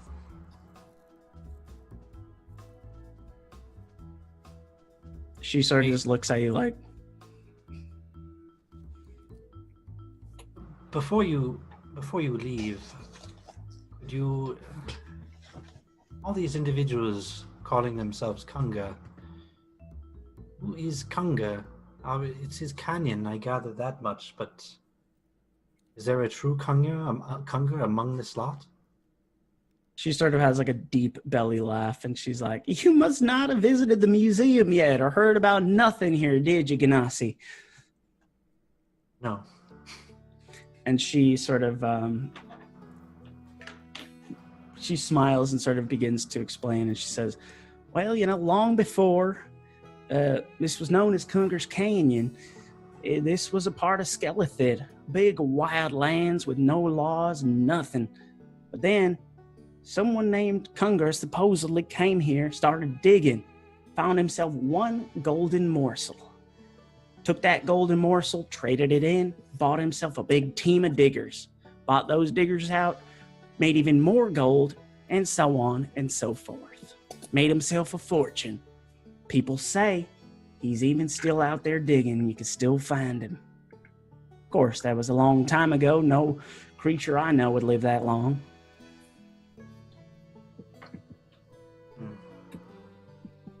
She sort of reaches into she has kind of like a newsy kind of sack kind of over her shoulder, and she pulls out a yellow shirt and blue overalls, and she says, a part-time job of mine. Most people around here do it. It's kind of a thing. We've noticed. It's kind of hard to avoid. Well, I hope you don't give anyone too hard a time. Everyone around here just loves Kunger. They love to be him, and they hope to see him. I suppose that's fair. Before you go, can you tell us about the cave dwellers? Do you know anything about them? Well, there's plenty of cave dwellers. You got your kobolds, you got your orcs, you got your sandworms, you got your jackals, you got anything. Any cave out there you go to could hold any number of horrifying things. Well, maybe specifically cave dwellers that reside in this canyon that may attack travelers. Hard to elaborate about cave dwellers, but I can tell you about one thing. the Grulbog. They walk around on the plains, the entries to the caves. You don't want to go walking around in Kunger's Canyon without some kind of protection. Most people use the rivet rovers you see up there. And she gestures to the big elevated cart platform where you see all these carts going up and down. She says, you try to make your way through Kunger's Canyon going north without a rover, well, those Grulbogs will get you. Slow as hell, but they bite like a bitch.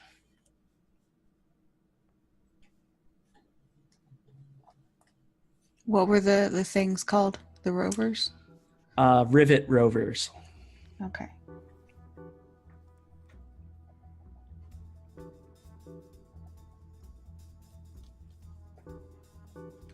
What were the creatures? Grillbogs? Grulbogs, yeah. Grillbogs. What do the Grolbogs look like? She goes on to explain. They look like... Don't leave yet. They look like... imagine like a T-Rex with Ooh. no body or arms and just its two legs. So it's kind of just this big snapping head with two legs and like a little tail. That's disturbing. She explains. She looks to Morella and she says, well, I'm beginning to think y'all fancy me. How about you, gorgeous? Morella blushes. Like it's very obvious, and she looks like she doesn't know what to say.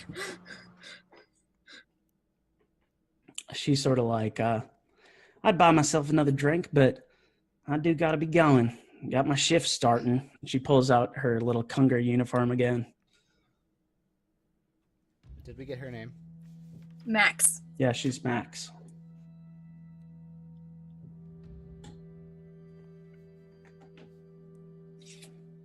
Thanks for the drink, Max. Take care. Thank you. Yeah, good luck. She does a little salute over her shoulder as she walks away, and she says, anytime, friends. Hope to be seeing you sometime. I like The sun begins to set a bit. Well, I'd say we just got some new information. Yeah. Yeah, we should see about getting one of those rovers. And I'm a little nervous about heading north for Kelm's sake now. Yeah. I look at Kelm. Do you think you'll be all right? He brandishes his meat tenderizer and sort of smacks it into his hand, and he says, I think I'll be all right. All right. We could go back down and go to... Equals Omen. Yeah. I thought we had a deal. Well, after this. Is this not Were why you- we were sent here? To deal with these problems. If this person is a scourge upon this place, hunting these individuals down.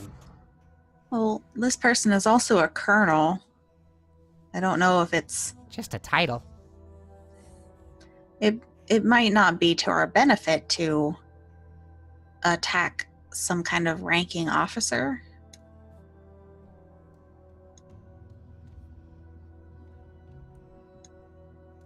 Might at the very least be wise to get more information on this. Perhaps approach one of these groups to attack us. Maybe we can see who this individual is and if it's worth removing. Well, we ain't gotta go north just yet. Maybe we help out old Gears back here and then decide what we do from there. That's fair. It's at this point that something clicks in my mind and I pull that hexagon thing from my pocket. I picked this up somewhere. Did one of you drop this? Does it look familiar to anyone? Nope. No. No? Nope. Curious. Make another perception check as you bring it back out. Can I do a history check? Yeah. Intelligence check or investigative check. Mm-hmm. The fates do not want me to know what this thing is. I rolled. If it's perception, it's a 9. If it's investigation, it's a 5. Well, I would have done investigation, but it didn't sound like you were kind of looking at it. It sounded like What number did you roll? Rolled a 4. I'm gonna use my quirk so he can re-roll that. Wait, I rolled really well. Still, it could be helpful for both. Yeah, I'm and probably share not decided. gonna use it. Cool. A 6. So plus 5 is 11. Jesus Christ. We're gonna get rid of this dice. Bye bye. Goodbye. I tried. Pete, what did you roll? 22. So you recognize. Oh, well, wait a minute.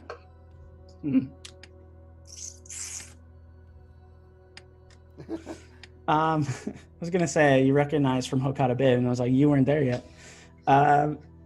You know this thing with your arcane sort of knowledge. You don't know exactly what it is, but the glowing kind of gem in the middle of it, you recognize. You don't recognize the full item, but you notice that the gem in the middle is sort of a mana sort of receptor, much the way that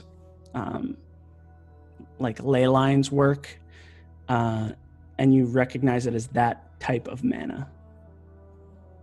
It's like a source of energy. Like a receptacle of energy, like a receiver of energy. Okay. I relay that information along to Kinzel. Say, well, that's what I've gathered from it, but I still don't know much about what it is. Kinsel, as you're kind of putting it back into your bag, if you are doing that, you feel some etchings in the back of the leather that you didn't notice before. And they are in a strange language that you haven't seen. May I look at it? Yeah? Sure, I'll hold it out for everyone to look at. I will look at it. Should I roll perception or And make an investigation. investigation? Where is my investigation? Oh, it sucks. It's +1. So that makes it 15. You don't recognize it. I don't recognize the language, or I don't recognize. You don't recognize the language. Okay. Huh. I don't know. If it doesn't feel like a threat to me and hasn't affected me yet, I'll just throw it back in my pocket. And... No, it doesn't feel like a threat.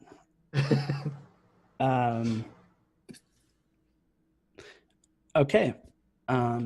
Any other sort of stuff in this canopy? Or maybe do you guys want to turn in or charge forth? I suppose if it's getting late enough. Right? It's not that late. It's Oh, okay. It's approaching, 5 o'clock. But if we're heading north, and she said that we shouldn't head north without one of those rovers, perhaps it's more safe to stay in town than it is to try to travel outside of it and make camp. What do you think? I do agree. That does sound like a better idea than leaving at night. Yes. That's For my main you concern. all with beating hearts, traveling at night would be very dangerous. For the Grillbogs grow hasty, frenzied at night. Oh, even better to know. Perhaps we should find somewhere to stay here.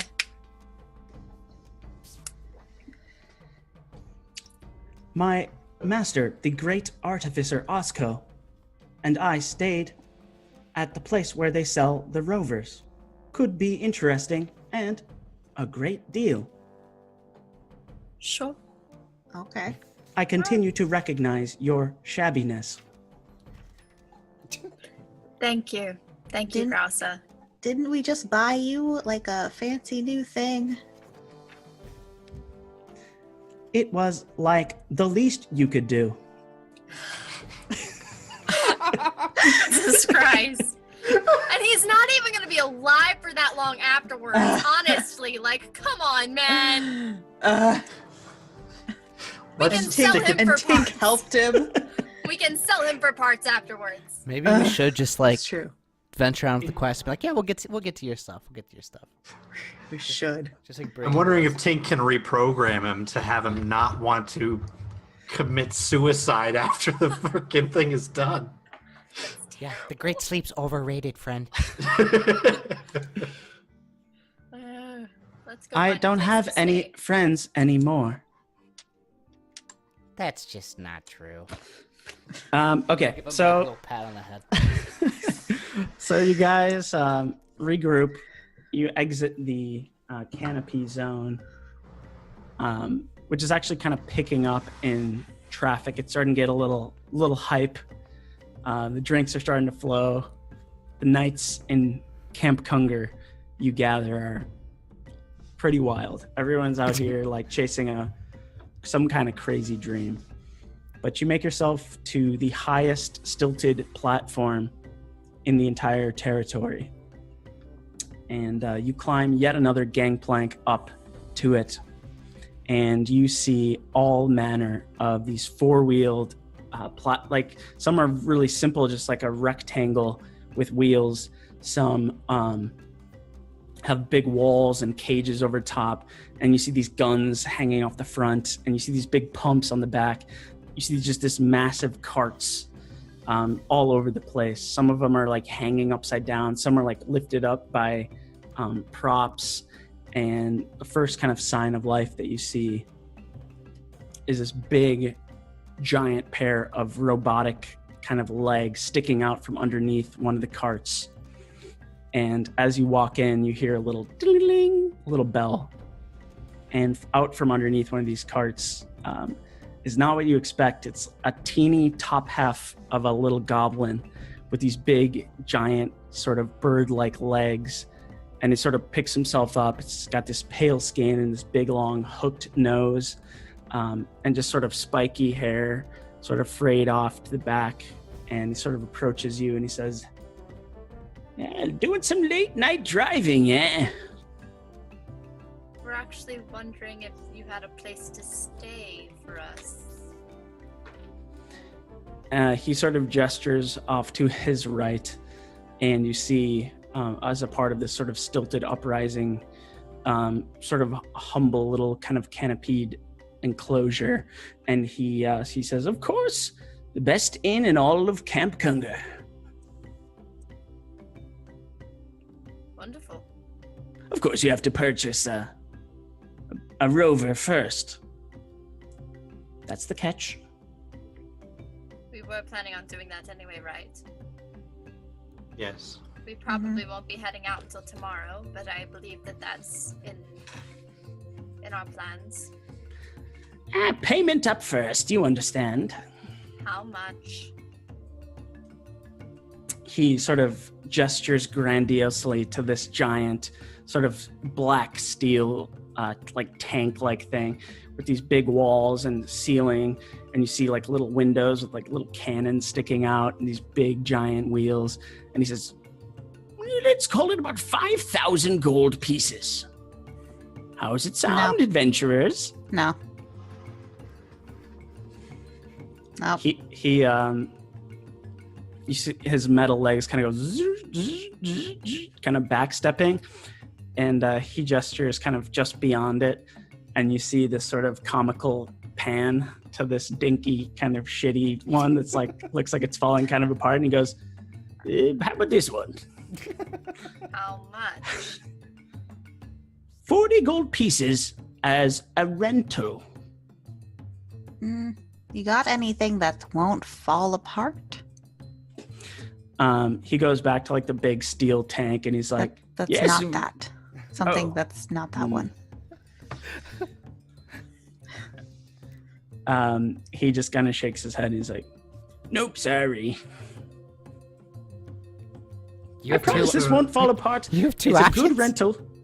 "No, we've got plenty of options, but I just kind of went from the main one to the worst one just based on how you guys are dressed, and see some like blood and dirt on your clothes? Come on, man.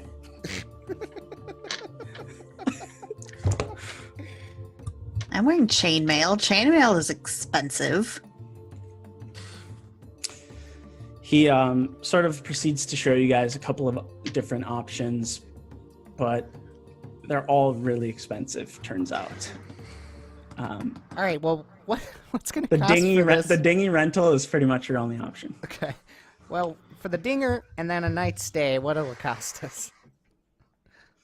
I'll throw in the night stay for free. Wonderful. All right. I'll throw 40 at him. It's my treat, guys. Thank you, Tink. Thank you. Well, I'm a wealthy gnome, you know. He I was wealthy, but then I spent money today, and now I'm no longer wealthy. Then I he bought this. scoops up actually. the gold, and he looks pleased to have your service, and he kind of takes it and sort of puts it into a little satchel and looks up at you, and he says, "Tell you what, while you sleep, I'll work on it, get it a little bit better, upgrade it a bit. It's the least I can do for new customers, yeah?" Thank you. That would be appreciated. Yeah, thanks. And then when the group eventually leaves, I'm gonna try and approach him secretly. Oh boy. Are we heading into where we're staying for the night? I assume. Yeah, I suppose it's not really it's very humble. It's like a one story sort of canopied kind of tenty kind of thing, but it has nice little beds and nice little separate rooms that are sectioned off by kind of cloth. So don't Okay. be too loud. But yeah, it's a pretty humble little place, but it's kind of nice. Okay. Sweet. Tink, you want to approach the guy? Yeah. I'm just gonna say, what do you say I'll slide you an extra 5 gold if you can set up a little, let's say, captain's chair. Yeah. Perfectly He takes- sized for a gnome of my stature. He takes the gold and he says, "Will do." Make sure I look great when I stand in it. Just gonna walk Beautiful. Go to sleep. Tink is the party leader now. He sort of hushes you off, and I'm in the chair, thank you. I have the floor. he kind of hushes you off a bit and Okay. gets back to work on the cart. And you guys all kind of find a nice little room with these nice Oh, Morella, what do you want to do? Oh, I was going to find Tink once he came in. Sure. Tink, Marilla. I have something for you. Oh, I love gifts. I pull out first just the tobacco. I pull out just the tobacco and I give it to him. This is great. Smells good. Smells good too. You don't happen to have anything I could smoke it in, do you? I pull out a pipe. You are wonderful. Just gonna take it and scurry off, run outside, and start smoking tobacco. Just so everyone knows, Tink tries to act super cool and distinguished, but he always is kind of coughing, he's just, Oh no. it's not really manly enough to really sit there and do it well. So I'm just really good. The best. Amazing. Thanks, Perfect. Marilla. Gives her You're welcome. a little hug. Is it Aw. because he's not experienced with it, or is it because he's just he's really only smoking because all the wizards in his town did, and his dad was a huge tobacco smoker and had all these okay. super fine tobaccos that he didn't let him smoke. And so That's awesome. Tink always wanted to get into it, so he tries to act like he knows a lot and that he's done it for forever, but really he's just kind of dabbling now. But he's trying to play it off really cool. Amazing. I dig it. Okay, so you guys sort of settle in.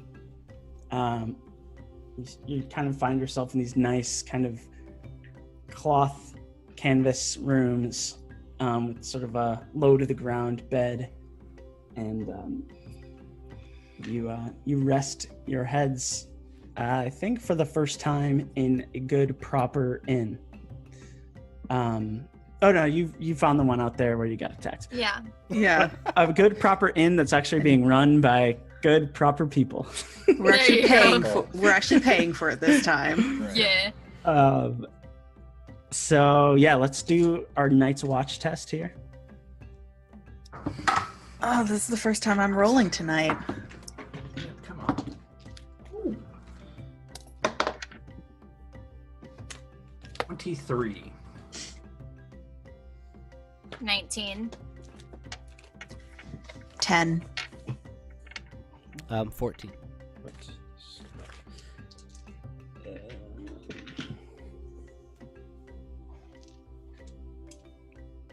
Oops, wrong dice.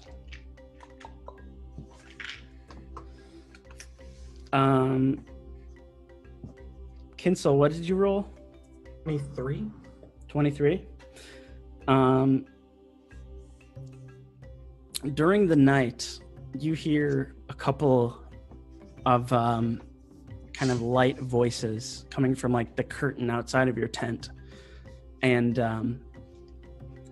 you kind of peek your head out during your watch, and you see these two water ganassi girls, Oh no. and they're kind of looking up at you, and they're like, "Oh, what's your name?" Oh, what is happening? They're watching him sleep? Oh no, Oh he's my just, that's God. his watch. Yeah, no, yeah. It's not like I was sleeping all of a sudden. They were just like What is that? watching you sleep. Kind of just deadpan. Insum. Oh, They blush and like laugh, and they're like, "Oh my God, he gave us his name!" And then they What run. the hell? They run How away. old are these girls? How did they know he was here? They're Stalkers. probably like 13. That makes sense. Okay. Um, 13-year-olds, that makes sense. And Does it though? We're in the middle of some inn, and two No, 13-year-old girls. that part doesn't make sense, but Hey, the giggling okay. and that made sense for a 13-year-old, okay? there's more here, guys. There's more. Okay, sorry. Oh, Oh, no. more 13-year-olds. Not more No. 13-year-olds, but as they run away, Kinsel, you're sort of like peeking out of your room, like, okay, and you see a little bundle, and it's like a little bundle of red fabric, and it has just like glitter and like little paper hearts cut up on around it, and yeah, that's sitting there. It's a bomb. It's a bomb. Unreal. I It's mean, a love bomb. That sounds I- like a bath bomb. yeah. I will approach this thing.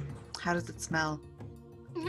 Does it have a smell? Roses and lavender. It does have a smell. It smells like the kind of thing that like a little girl would think would smell really good, like over Like the top, A like middle schooler's perfume? yeah, Yeah. Or like her lip gloss? Like yes. a Tarte's handbag. It smells exactly like that. Whatever that is. Like in the inside of a Claire's. It smells like a the tart inside handbag. of Gross. A Tarte's Yeah, yeah. handbag. It That's smells a like a perfect Claire's. description. It totally smells like a Claire's. Ooh.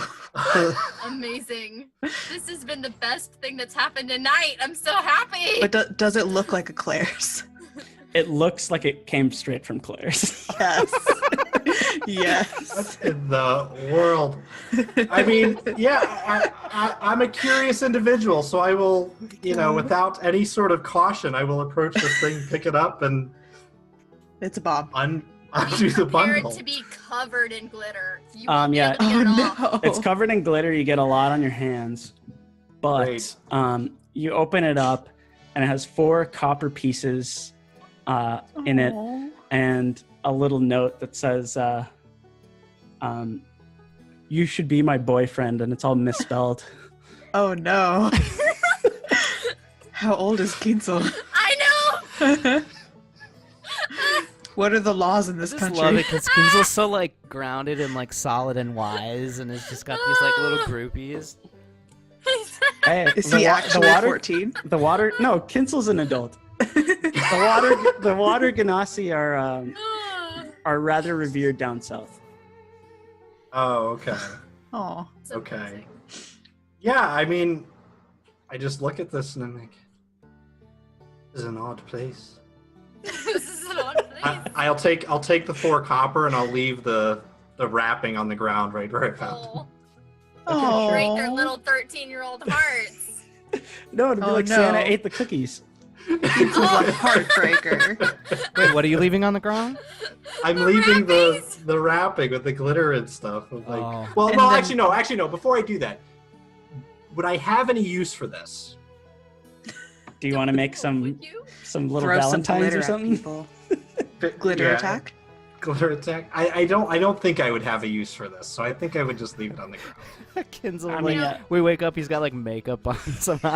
Like he's got glitter on his eyelids. Like, Someone Looks has like he delivered fucked a a pixie. glitter bomb. So yeah, I mean, they just had kind of a crush on you, and they were kind of probably following you. What were they doing up this late? It's past your bedtime, 13-year-olds. Go to sleep. Hey, it's Kunger's Canyon. Mischief is everywhere. Go It's to a sleep. shame. It's a shame I wasn't using my animal form. I could have come out like with a little weasel head, like. I am so happy this happened. This has been a great turn of You're- events. This makes I'm it. delighted. Mm-hmm. Okay, so the night continues onward. That is I told you guys this last time, but Yeah. I have a whole resting system. Anything can happen. That was an example of a good outcome from the night. A good outcome. I did not expect that, and I love it. didn't either. I love it. all right, it's morning now. So yeah, you guys go to sleep. Oh, I don't have my amulet anymore. You don't. Relatively uninterrupted, besides the little thing with Kinsel. And you wake up to the smell of oil and gears and crackling energy and sparks. And you see this goblin with these half automaton legs sort of approaching you, and you see the cart just sitting there. And he says, well, looks like you're all ready to go. Know how to use one of these things, right? Do I see a clear captain chair? Yep. You see a chair that was designed in the color of your robes and garb, and it's a little bit higher up so that it might make you like a little taller than like say an elf or a human or something. Wow, that's perfect. I'm gonna slip him another gold, like try and sneak it in there. You see something interesting happen, which is Browser leaping off of Kelm's back, and he sort of leaps at the vehicle, not into it, but just onto the side, and he sort of latches on with his body like a little pod, and he says, artillery mode activated. Let's ride. And that's where we're going to take our break. With Browser leaping upon the cart, fixing himself kind of to the side as some kind of little turret or something, you all are faced with a Rivet Rover. The bionic sort of goblin before you begins to explain just how one of these things works. So here's how one of these things works.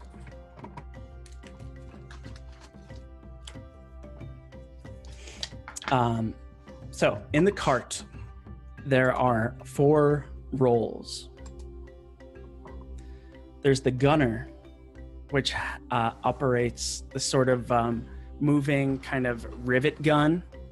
These rivet rovers are used to sort of build out mine shafts and like plunk in these giant rivets to build this sort of structures for mine shafts.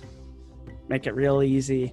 Also, they're used to just bypass the treacherous monsters that lurk out there. So there's a gunner seat. There's a driver's seat, which is sort of sunken down in, not as exposed. The gunner's kind of like out up top, exposed to the open air. Some of the other carts have like roll bars and like cages over the top, but your cart is sort of dinky, so the gunner is kind of just sitting out open in the air on its little turret. The driver is kind of sunk down at the front, in between the two wheels, and they are simply the driver, dictating where the rover goes. And the pumper, the back has this big sort of almost like a cartoon, like dynamite thing, where you kind of have to pump it to get the gears rolling, and you see this big mechanism that sort of moves along with this pump. So the faster it gets pumped, the quicker the gears kind of move together, faster the cart could presumably go. That's at the way back, so there's sort of this plank hanging off of the back. And the last role is the fixer. This is an optional role, but there's a big stock of spare tires, spare parts, gears, wires, tools in the cart that are for somebody to use, presumably, if anything goes wrong, but of course nothing will. And those are all of the roles. So here's a few things about some of the roles. Are you guys with me still? Yes. So the gunner can take a bonus action, but they have to spend their whole action to actually fire the gun. The driver can only drive and not take actions. The fixer can pretty much do anything they want, but trying to fix things is an action. And the pumper has to spend their action and bonus action to pump and effectively power this vehicle. There's also just some plain bucket seats inside of the cart that somebody who maybe didn't have a role could just kind of sit in and do anything with their action. Well, I think that this spot looks pretty perfect for me, so I'm going to stay here for a while. And... Are you sure? It's the right size for me, too. Oh, but it's got my colors, so, you know. Kelm sort of scratches his head and says, "It does look Insta-sized." Kelm, you're pumping. No, it's fine. It matches him.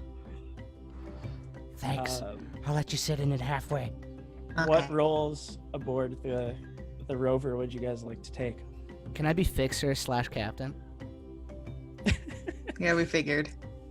Yeah, sure. You said the fixer can do anything?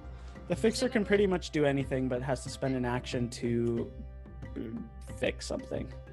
Okay. But you'll have access to a big sort of stock of parts. All right. So does the gunner does it have a weapon on it? Yeah, it's a big rivet gun. And what So would you that see, be you classified see this sort as? of you see this sort of like bin of these big long rusty kind of rivet stakes, and you see this big kind of gun. It kind of looks like one of those things at a carnival where you shoot out like the clown's teeth, or like the squirt gun game where I kind can't. of. I'm having a hard time. Is it like a harpoon? No, it's just like big long, like imagine like you'd see on like a railroad stake. They're like big rivets, like so they use them to build mine shafts. Okay. So like instead of having to like heave with a big hammer, they just go and a big rivet kind of shoots out.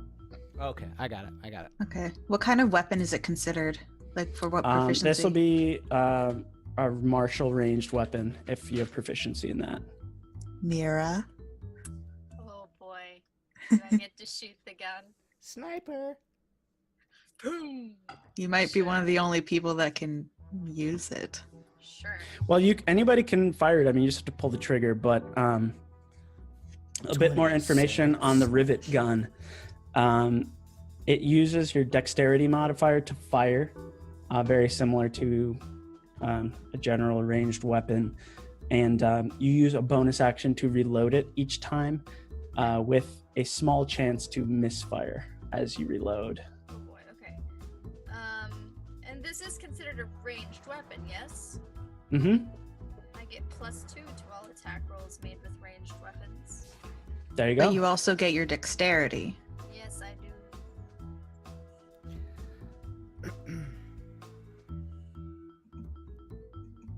Thanks, Fixer.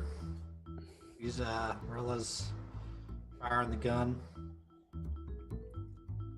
Who's gonna drive? Who's gonna drive? Can the driver take bonus actions? Driver can only drive. Ugh. Not do anything. But I mean, the driver. driver is you're gonna be a big important thing. How does the driving work? Driving generally is dictated by dexterity and perception checks. I have very good dexterity. Probably got better dex than I do. I'm at +1. I'm at +4. Keep in mind, one of you doesn't have to do anything and can just kind of wander about and maybe do other actions. That's the case. I wish I prepped different spell. No, I'm just kidding. I at least can do something. So, I mean, yeah, the way I roll so far in this game, I really feel I do not feel comfortable driving a vehicle that kind of holds all of our lives in the balance. Kelm flexes his feathers and he says, I've driven a couple carriages in my day. Do we trust him? Can we insight check him? No, we insight that. Can I try and convince him of the worthiness and the nobleness of pumping? Slow. Before you, But yeah, he's the strongest. before you so insight check him, you pumping- sort of realize that not only does it look like he might not even fit in the driver's chamber, Oh, he's really slow. He's yeah. real slow. We You know, this there's a about lot him. of great things about being strong. Yeah. You're a lot stronger than I am. Certainly, me and Anstis combined. He just sort of is like, all right. He makes his way back to the pump. That's right, pump boy. Because you're the only one of us that can do this, Kelm. You can do this. It's like my destiny. Yeah. He gives Anstis a nice tip of the hat, like, exactly. Okay, who's gonna drive and who's gonna be the roamer? I'm gonna leave driving in your hands. Okay. Best of luck. I hope you don't need me to cast anything. I've got sub spells I can cast. Yeah, Oh, I can heal people. That's the important thing. I think. that's true. That's So. true. Know where we're going exactly, other than north. Browser perks up and says, I will lead you to where we are going. Big fang-shaped rock next to a cave. Far north, but with this rover, should be pretty quick of a trip. Still within Congo's Canyon, or heading into I wrote it down. Skelethid. Yes, skeleton. Still within Congress Canyon. Okay. All right. So Anstis jumps down into the driver's seat, sort of getting a lay of the land of little steering wheel and the brake. Does it and have everything. pedals and stuff? It has only one pedal. Can actually, I reach it? Which that's a good point. It is. You can reach it. This is a goblin-made Okay. contraption. Okay, Goblin knows what's up. The one pedal, the goblin explains to you, is a brake pedal. Okay. The start and stop is dictated purely by the pumper. Okay. So the pumper and the driver are the only two roles where if they aren't fulfilling their job, the cart will slow to a stop.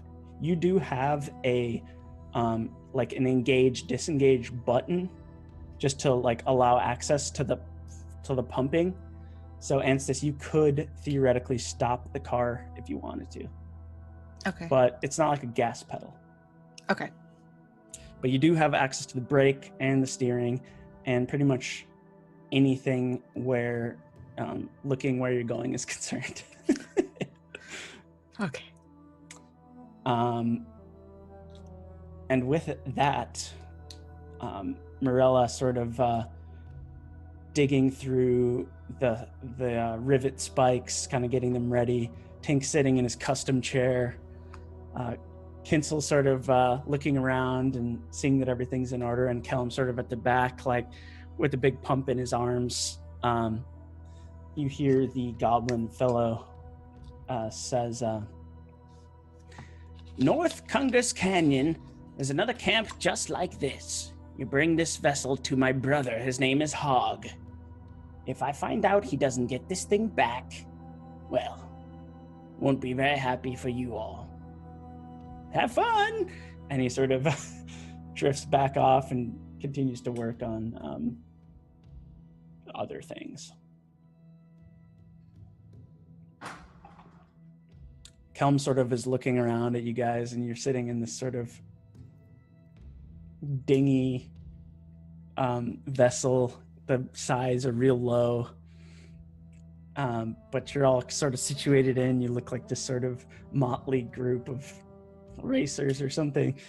And he sort of looks to you all like ready to blast off the pumping. Any other last questions about the cart? So, well, I'll ask the group. I have the potential of utilizing abilities to give myself a little more strength. Be wise to do so. Before we go to that, I think let's restart the call. Because I noticed the same thing happening with Emmy, and where it's kind of delayed. I think, and last time when we restarted the call, it seemed to help a lot with the. Hold on one Want a sec. delay? I don't have any delay for her. Is mine delaying? Yours isn't, but your mic's up. Oh, that's because I'm using a mic right in front of me. Got it. Are you having issues hearing me? No. Okay. Okay, No. we'll plow forth. Do you? Was it bad? It's not that hard to restart. Didn't notice there was a lag. I think we'll be okay. I hope. Let's move forward. Right. So Kelm begins plunging down. First it's a slow one, then it's a little bit more, and then it's starting to sort of ka-chunga like a steam engine. And before long, the wheels are sort of spinning forth in place. And Anstis, you notice this big switch next to you. It's just like a big sideways light switch, and that is like the engage button. And the wheels are kind of like, and you can feel like the friction and the tension of the wheels sort of building, awaiting your throw of the switch. With great glee, I cackle and throw the switch. So the switch has ask a little the bit of captain, go ahead. After she does it. the switch has some resistance to it because it's built up all this tension, but Anstis kind of throws it, and this cart sort of rumbles down this ramp, and you find yourself sort of just sort of off into the canyon, and Kelm's sort of going, and you just hear this sort of these gears and this sort of system that's sort of propelling these wheels along, and you're just kind of, and Morella, you're sort of on the gun, like looking around, and Anstis is just like, she's in like this little kind of pod at the front of the cart. Tink is like above everybody, has like a super special chair, and he's just like, and you are right in the middle of Kunger's Canyon with this piercing blue sky, and sort of rocky ground and these canyon lands all around you. And you sort of proceed forth. Anything you guys would like to initially do with your cart? I have no idea what we would do. Should we spray paint it? Pull into that shop over there. I don't know. Oh yeah, we need to trick it out. We could like cast abilities on it or I don't know. Need some You Mad s- Max. You see Exhibit standing off to the side of the road, and he's like, "I'm about to pimp you right now." Yo, dog, I heard you like fish. Put a So fish you tank. guys sort of are plunging along for a while, just and Ansys, you're getting a good handle on how to drive this thing, and you're sort of just looking about. It's almost a bit of like a pleasure cruise where you can just see these canyons in the sky, and you see some birds sort of flying in the distance. But all of a sudden, those birds that are flying in the distance aren't so far in the distance, and they kind of grow bigger and bigger toward you. And as you're driving along, the birds aren't really birds. They're these massive kind of half vulture, half people, and they're sort of coming toward you as Kunger's Canyon has sort of disappeared behind you. Hell. What's worse is you see these grill bogs all around, and shit. you see them snapping. Those are the kind of T-Rex head and leg kind of monsters that I mentioned. And you see them kind of snapping, but they are really slow, so you're able to just kind of zoom past them. Unfortunately, these winged guys, they're right on your tail. Guys, we got flying people things. Oh boy. I had a feeling this would happen. As captain, I know what to do from here. Ready the weapons. Calm. Keep pumping away. He's like kind of sweating. He's just like...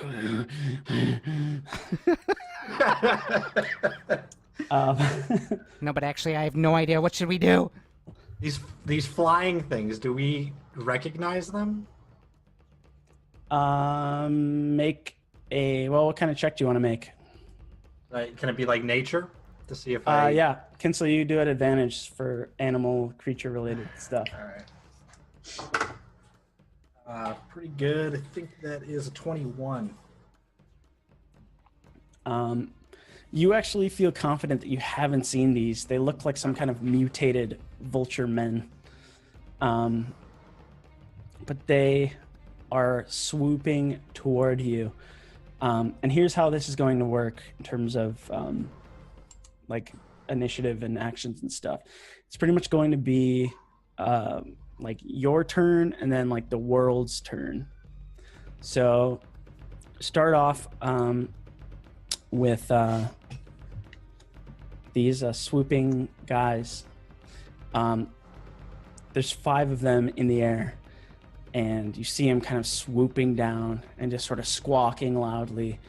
One of them is a bit faster than the others and sort of swoops right past Morella's face and onto Anstis's back, and is sort of like trying to rip her out of the driver's seat. The other 4 are sort of swooping in close. Guys, do a thing. Help. Your guy's turn. Someone help me get that thing Help. off of Anstis, and I'm gonna fire at one of the ones that's in the sky. Okay. Yeah. Make an attack roll. Hold on. 12, 14, 15, 16, 17, 18. Yeah, so Morella turns, and you sort of see this big rusty sort of cannon thing, and she sort of lets loose, and you see this big rusty rivet sort of blast out of the cannon, and it's a little bit more jostling than you think, and it sort of sets the whole cart sort of off ease a little bit, and it just flies out, and it just massacres one of these vulture guys. Like it's less than like shooting a bird out of the sky. It just like blasts him, and the rivet is so huge it just like turns him into bloody rain. Bonus action reload. You roll a d12. Ooh, I don't have those out because I wasn't expecting to use them. I don't Yeah. feel like I never roll d12s. No, you don't. I know tend that's to, that's really. why I incorporated it because it's my favorite dice. I rolled a 4. Okay, so Morella sort of reaches into this big bin of rivets, and they're pretty big, like as short as she is. Even to hold one would be like this big. So tiny. And she sort of piles it back into the gun, ready to fire again. Oh, good. Good job, Mira. Thanks. Someone get Okay. that thing off of Anstis! Yeah. I There's mean, one on her? Yes! yeah, it swooped down and like. It's trying did to I rip her out miss of the that? chair! Oh, crap. I mean, I almost want to just prefer to rip it off, but I don't think Kinsel can do that. I will just try to hit it with a frostbite. Don't hit me, please. I'll try not to hit you. I'm Yeah, very go ahead. small. So yeah, it's actually a saving throw from you, Constitution. Is it like an AoE thing? Like, would Anstis get hit? It's one target. One target. Okay. Okay. You don't want to freeze your driver. Ah! You bastard! That suck. She loud. Okay, yeah. What's the, like... DC 13 Constitution. Oh, okay. Let's see. Okay, so Anstis, you feel sort of little talon sort of go, and you hear the screech. You hear the sort of screech of it against your armor, not really sort of wounding you. Before you hear it screech even louder as it's just sort of exploded in a dust of cold energy, and Kinsel behind you, sort of looking with his hand outstretched, sort of gives you a nod, and you're sort of like, Thanks. All right. Tink. Are they grouped at all? They're kind of just flocking around randomly. I wouldn't say they're too grouped. If I cast sleep, can I hit more than one? Maybe. Sleep's an area of an effect spell. Right? Well, no, That's an AoE. it chains on the. Yeah. With It the says hit creatures points within thing. 20 feet of a point you choose. Oh, okay. If you want to use it, I'll say that it's hard for you to judge because they're kind of swooping around, very bird-like. So it's hard for you to judge that range. If you want to use it, I'll have you roll for like their proximity. Okay. What do you want me to roll? D20? Roll for the damage of how many people it could get. Okay.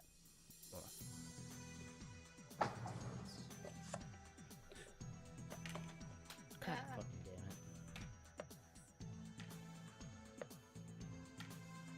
it. Basically, think of it like the birds are sort of swooping in and out, and like this is you trying to like catch them when they're in a So it's in a a total little of cluster. 24 hit points.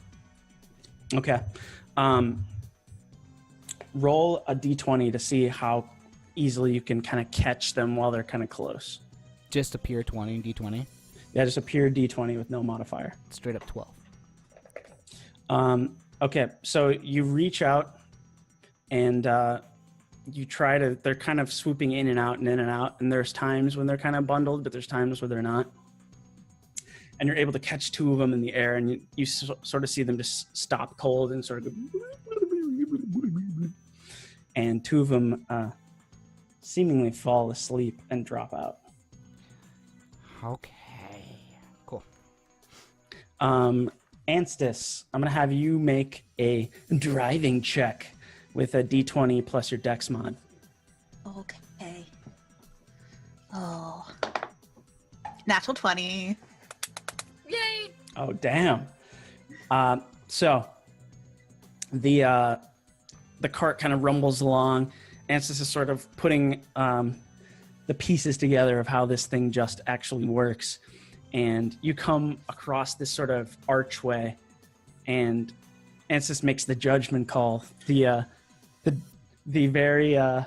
very maybe reckless judgment call, and she shoots the cart straight through it with diamond accuracy. One of the vultures sort of soars up, going over top, but one of them tries to follow and can't quite swing the attack and just blows up in the archway, sort of into a burst of blood and feathers. And Sis is just cackling the entire time. She's So become a happy. Batwoman. Yay. Kelm is like doing the pumping, and he's like, slick maneuver. Thanks. This sort of overpass has led you into this sort of downward diving kind of ravine, where these giant like walls come all around you, and you're kind of in this like channel. Maybe like a river ran through at some point.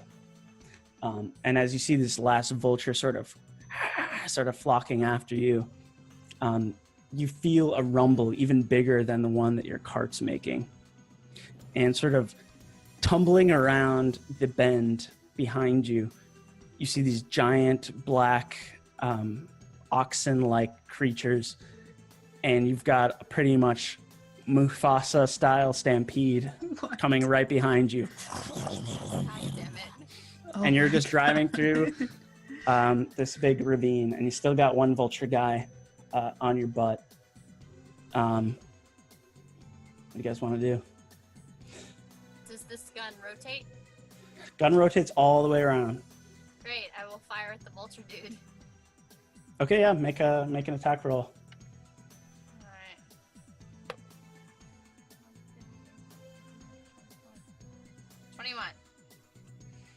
21. Okay, so he swoops down, and he's kind of like eyeing you, and you turn the rivet thing around, the rivet gun, and you fire a bolt. Kill him like ducks because it's pointing to the back way. Sorry. And he actually dodges the bolt, but is forced to like dip down, and he ends up getting gored by one of the passing oxen that just sort of, and you kind of just see his body kind of traveling along with the stampede at this point. And he's just like on one of the horns of one of these stampeding oxen. These guys are coming on real fast, and Kelm and Anstis are going to have to be aces on this one. Oh god. Okay. Now you need to roll another natural 20. That's what you need to do. Kelm's going to say, use a bit of help if we're going to outrun these guys. And he's just kind of pumping as fast as he can, but, you know, the gears seem to only want to take so much. How big is the like impasse that we're kind of going through right now?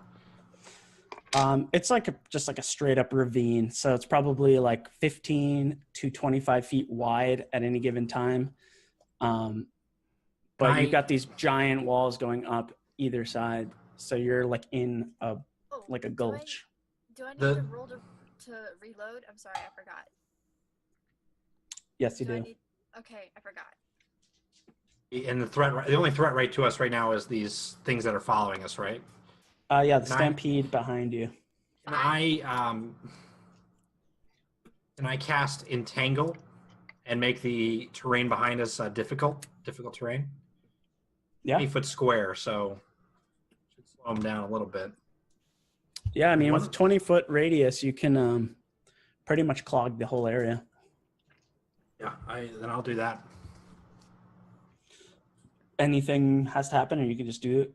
I mean, it's so the 20-foot square spawns. The area is difficult terrain. Also, a single creature may be restrained. So, if you want one of them to make a strength saving throw and be restrained, that might affect them somewhat. If I get the front one and have them trip over each other. Yeah, just have them trip like dominoes, right? Okay, so the first guy gets like completely like ripped into the ground and sort of violently trampled by all the ones behind him. That's not what I wanted at all. Oh god. God damn it! This is literally the Lion King, isn't it? Yeah, the guy The died. circle of life. Shed a Long tear. live the king. No. Yeah, that guy died. That's the worst. Anstis. Yes. let's have Kelm and you roll for some rolls here. You gotta outrun these guys. It'll be a lot easier now that this field has been laid. Okay. I can't cast guidance on myself, can I? You can, but you would forgo your driving job, Okay. and No. who knows what would happen if you abandoned that. Okay, I won't do that.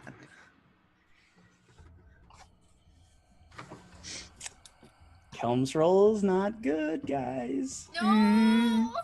Oh, please, Farlong. Make this not suck. Okay, 19. Okay, so there's some jutting rocks and things down here. Kelm gets maybe a little spooked by this herd and sort of lets up a bit on his pumping, and you feel the cart slow a little bit, but Anstis sort of overcorrects for Kelm's lack of pumping and sort of takes the cart in sort of up onto the side of the ravine, sort of dodging a bunch of really pointy rocks that would have been problematic. And she's just sitting in there.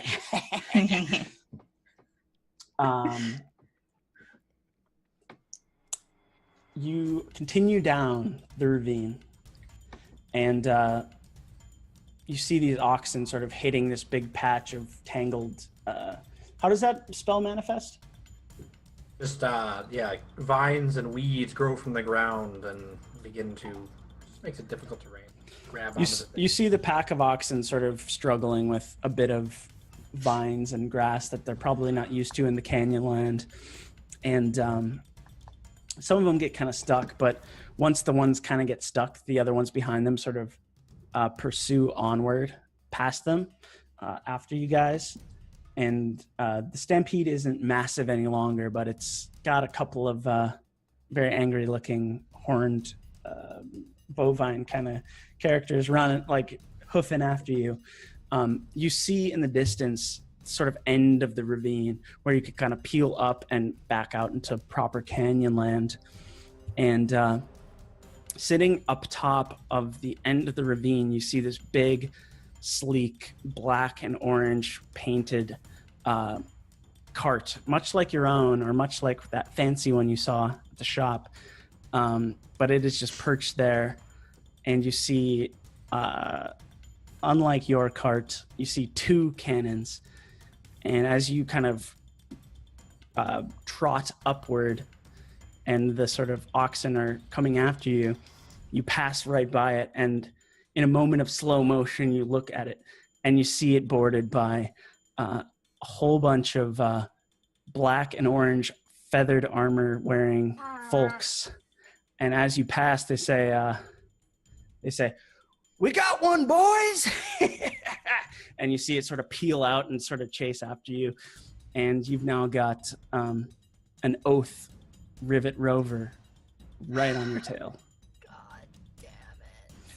And what they're going to do is fire both of their cannons. And as they fire, you notice they're different from yours, Morella, that of Unit 3. They're more harpoon cannons that have these big, long ropes stuck to them. And they're going to try and stick your cart and maybe reel it back in. And you see just these big, just spiny spears that just blast out from this cart and stick into the side of your cart as you're trying to get away. And now you see these big, long, thick rope tethers that are connected into your rover, and that's what they did. What would you guys like to try? Here. Oh, is the damage dealt by our gun like bludgeoning or piercing damage? It's piercing damage. Okay, and you said that there's two different harpoons that are hooked into our cart right now. Yep. Dancing lights doesn't like actually generate heat, does it? Or No. fire, like real fire? No, it doesn't. You'd need like produce flame for that. And I didn't prepare burning hands. God damn it. Oh. All That would right. have been pretty perfect. I'm gonna shout out to my party, like, should I shoot at them or should I shoot at the ropes that are currently holding us here? I think,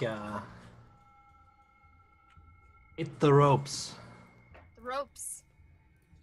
I can only hit one, but maybe that'll be enough and we can pull away from the other. Yeah? Yeah. Go for it. I will shoot at one of the ropes, hoping to sever its connection from our cart. Are you gonna try and shoot it with the cannon or with your bow? With the cannon. It's bigger, and I figured it would slice right through it. Okay. Because it's bigger. I could hit it with my bow, but what would that do? They're really big ropes. Well, you don't have proficiency with the gun, right? If it's a martial ranged weapon, I do have proficiency with it. Oh, well, there you go. Same diff. I do. I get to add +7 to all my rolls. But for a called shot on a small thing, you gotta roll at disadvantage. Disadvantage? Okay. Well, that was a natural 20. No. Oh Abby. no. Oh. Roll it again. But that was a 19! So, well, wait, Yay! 19 +7. Hold on, 19. 26. Yes, I'm sorry. Math. I don't, me and math don't get along. We're not friends. Okay. Yeah, so 26. Not quite a natural 20. Still really good. Okay, But yeah, that's still really good. Yeah. So, Super good. with Kelm ducking down again, prepared for this shot this time. Sorry, Kelm! You fire another big bolt, and you connect with this rope that's tethering you in, and it just splits off, and you see the Oath rover, kind of go, and it's still kind of hanging on to you, and you see all these guys kind of yelling from their vessel. And I reload with my bonus action, which is a d12. 6. Okay, you reload. Good to know. Can I cast Grease? Yeah. We're still hanging from our shit, though. We're still what? The car would still be dragged, man. I mean, do it. I'm all for this, but We got one of those, right? Just take him on a slip and slide? That's a good point. But Tink's gonna do it anyways, because that's what he said he would do. do it. All right. Just gonna Okay. plop down some acidic So a big looking. a big bit of grease plops down in between the space of Unit 3's rover and the big armored Oath rover tethered to you. Anstis is going to have you do another driving check. Okay. You know it's like behind us, right? You said that, right? Yeah. Okay. Okay. Tink's on, not that Farlong. foolish. You do a U-turn and drive into the grease.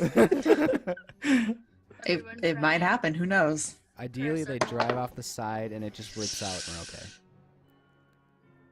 I'm gonna use my thing. I'm gonna use my Uh-oh. quirk for that. That wasn't very good. Yeah. Okay, yeah. Okay, that's much better. 21. Hey. Oh, So the big harpoon, both of the harpoons, in fact, that were initially jammed into the rover that you all are in, was a startling bit of action for Anstis as she felt the whole back of your rover go. So she tries to correct the path and does it brilliantly. As you keep straight, a couple of rogue oxen still after you, the Oath with one rope tether into you. But things have just gone from bad to worse as you feel another rumble, this time even worse than the stampede. And behind you, behind the Oath, behind the last remaining stampeding oxen, out of the ground, busts this giant centipede worm out of the ground. What, Probably man? about 3 or 4 stories high. Shit! why? It has been drawn to the commotion of of these two carts and the stampede, and it seems to be interested and wanting to get a piece of the action, and it is now on your tail as well. Did the grease do anything? We don't know yet. I got to roll for the. Watch it just ruin Ance's like perfect driving. Just Well, I'm drive gonna roll. phenomenally. I'm gonna roll for the oxen guy. That's a 2. So the oxen that are following you from the remaining bit of the stampede hit the grease spot and just wash out and just like, and they just sort of spill out to the side. They don't die. Tinsel. No, I'm just kidding. But they sort of wipe out and fall back into the distance as you're still kind of going further forward. Kelm was just furiously pushing down onto this pump, trying to overcome the pulling of these harpoon ropes that are stuck into your vessel. And he did a pretty good job, and things are still moving pretty quickly. The cart itself for the grease kind of just goes right through it. They have these big spiked wheels, and they just kind of claw into the ground, allowing them to sort of bypass such obstacles. You see ahead of you these big pillars of stone, like eroded stone, where it looks like a straight path isn't going to cut it. It's something where you will have to navigate through. The oaths are still on your tail. The stampede seems to have washed out. And what do you guys want to do? So you're saying there's like not just one path, and we have to make a decision on which. It's which all way? forward, but it's just kind of these big, kind of We're gonna have to like swerve. jagged, like there's jagged not- pillars. So yeah. you would have to kind of drive, like a weave sort in of- and out. Yeah, And the oath are still attached to us, but only by one rope now? yeah. They have one rope on you now, and you've also noticed from their car a couple of sort of sashed, wand-wielding guys coming up to the top of their car. Wand wielding? Wand-wielding. Great. I see mages. Do I get rid of the other rope, or do I hit the magic wielders? Do the rope. Focus the rope. Rope. Yeah. I'm aiming for the rope with disadvantage. Yep. No.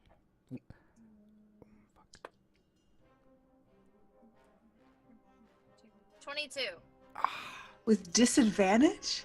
I rolled a 15. Um, I mean, you Yeah. need to get those dice in a case.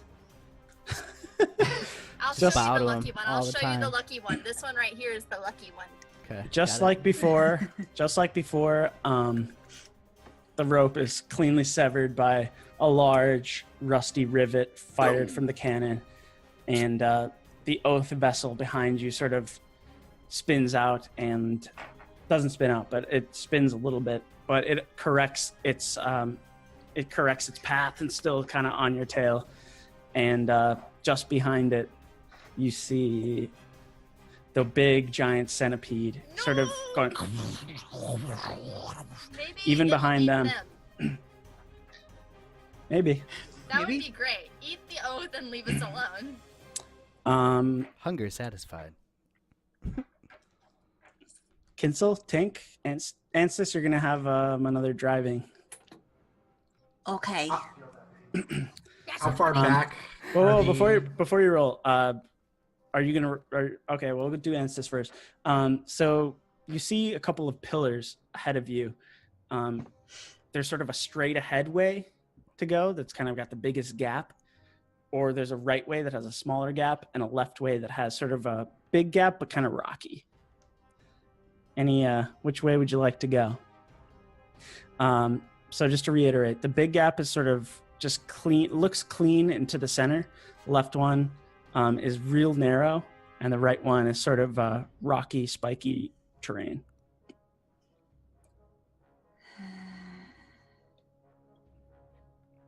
I'm gonna just keep going straight. Okay. Was that the narrow one? Sorry, which one was that? Which The straight one is just open. Okay. It's like the easiest one. You don't have I to feel roll like for that's that. Deceptive. I don't have to roll for that? Nope, you're just driving forward, nice and easy. Okay. Now Tink and Kinsel. So like, what's the Shoot. distance between the two, or like between the pillars where we are, like down this easier route? Is there are there any pillars?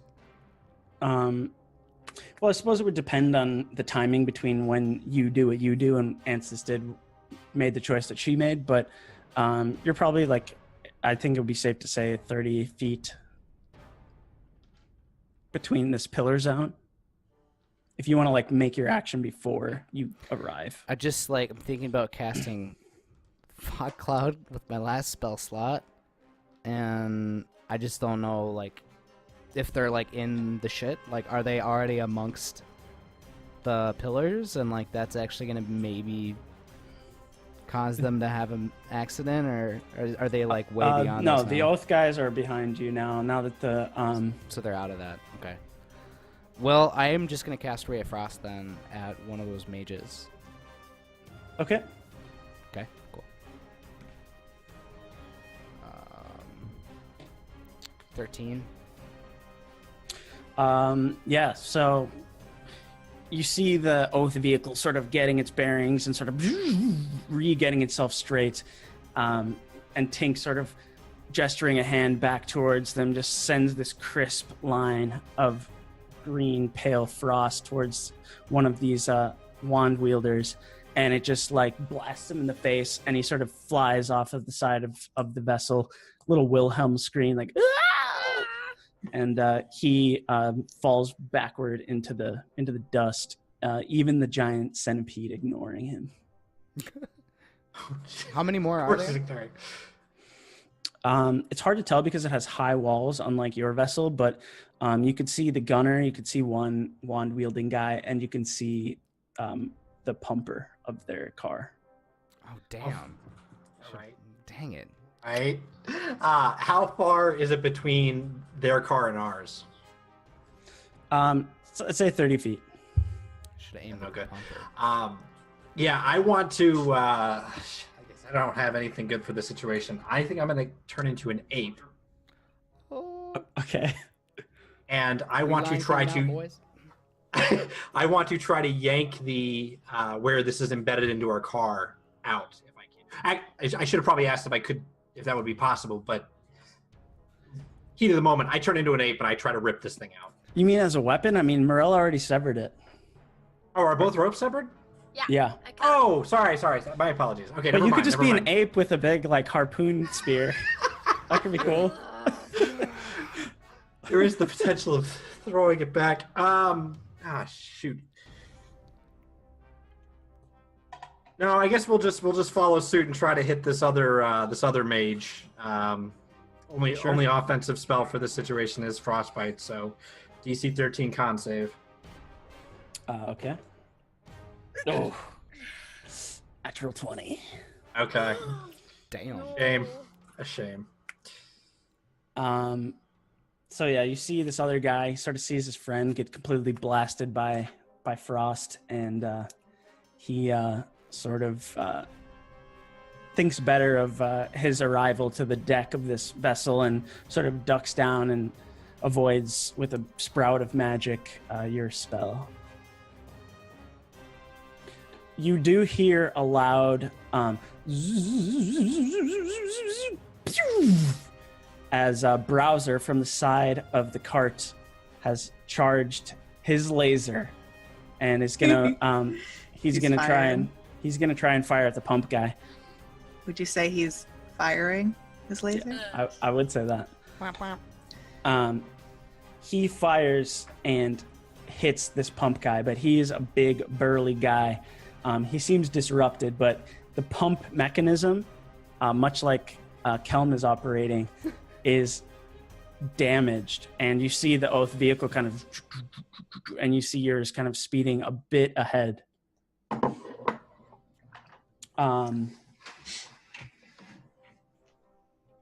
At the same time, you see Oh wait, no, we gotta have Anstis do. Driving check. Oh no, you already did your choice to go down the middle. Okay, so the other mage guy that has made his way up top is going to cast a firebolt at the vessel, not at any of you. You see him with his wand sort of wheeling it up high and sort of slings a big ball of flame, and it hits your back right tire, and it just sort of goes and it sort of clunk, clunk, clunk, crunk, crunk, crunk as you move forward, and you now have a sort of damaged back tire area. And your vessel slows down as well to a similar speed that theirs is. They're gonna fire another 2 harpoon rounds as well. And again, Damn it. 2 bolts into the back of the cart. The driver's going to check to see if they can maneuver out of the way of this centipede. So the driver sort of seems a little panicked at the murdering of one of his magey kind of friends, and the shot towards their pumper. And you see the vehicle sort of swerve a little bit, buying time for the centipede to sort of come up upon them. And at this point, they're like in the shadow of this creature. And they're just like, ah! But they're still stuck into you.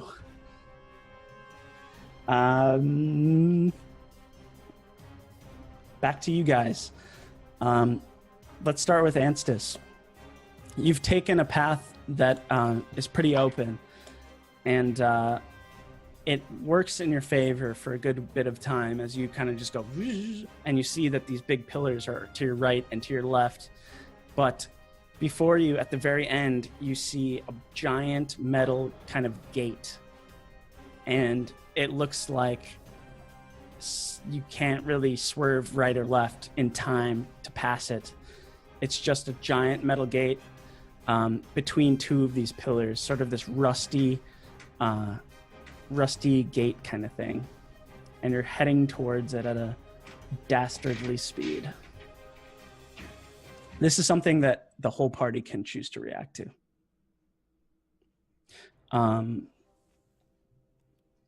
There's no way that I can go to either side. It's just... You can try to, but it kind of popped out of nowhere due to the route. Is it a dead end, or like, what is it? It definitely continues on past it. Like, you can see through the slats that it's just onward up into the canyon beyond, but it has this sort of like iron slats. I'll have you roll a perception check. Okay. 19. Okay, that's pretty good. Mm-hmm. You notice some pulleys and some mechanisms that seem to be keeping this gate kind of down. You see these giant boulders off to the side that would be hard to notice generally, that are tied to these ropes that are sort of keeping it pulled down. Perhaps if the ropes or the mechanisms were destroyed, it may lift up. How long do I have till we get there? You don't have a lot of time. It's like bullet time right now. Yeah, but like, would everyone have a turn? You can have a chance to warn them. Okay.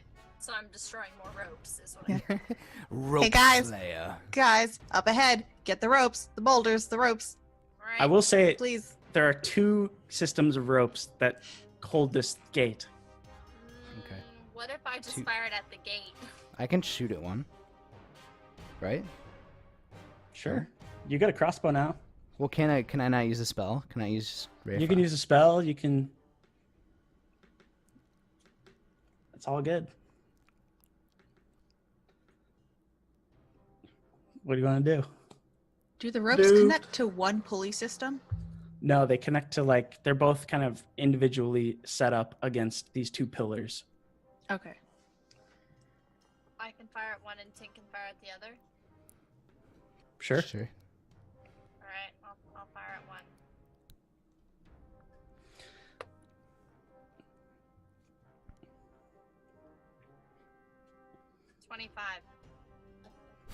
Yeah, so Morella sort of goes and blasts a giant rivet, and the first of the rope on the right snaps, and the gate kind of goes, and it's maybe enough space for you to fit through, maybe not, but you do have a pretty effed up wheel, and things are looking pretty dicey for your cart right now. How is the wheel broken? Like, is this like, are we imagining rubber popped, or is it like an actual physical wheel kind of bent out of shape? Your cart doesn't have a rubber wheel. It has like kind of a busted up wooden wheel with like a very soft, supple wood. But it hasn't been destroyed. It's just kind of teetery now. It's kind of off of its axle. So it's kind of like, and you're kind of just like, Oh dear. Oh man. Said we maybe could get through with just the one side that came up.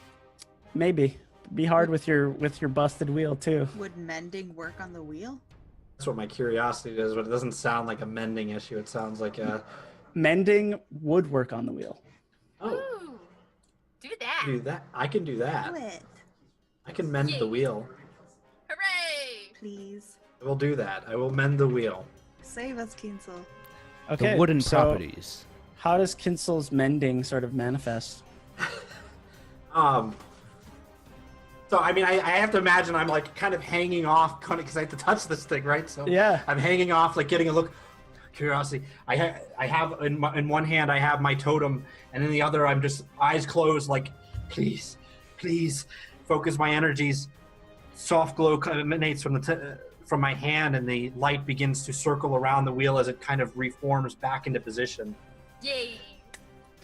And as Anstis is like sitting in the driver's seat, sort of heading towards this half-lifted gate, she feels the wheel rumbling and worries that this might be it. This might be the collision that kills Unit 3. Well, I'm But confused. just- Do I not get to attack the other rope? Like, why is it only...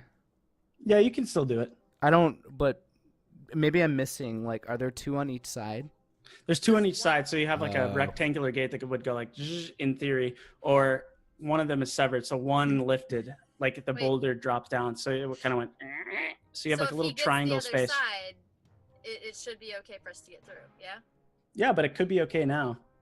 Okay, I'm gonna... Well, we know for sure that I mean, it'll... you have an action anyway. Yeah. Mm-hmm. But you also Yes, have two more tethers in the back of your cart and a giant centipede. But yeah, you could. It's your call. Options. We'll see. I don't know. It's up I to don't you, know. Captain. Captain. Well, as your appointed leader, I'll attack the rope at that gate. And then Okay. before I do it, I'm say, Kinsel, let me show you a thing or two about Frost.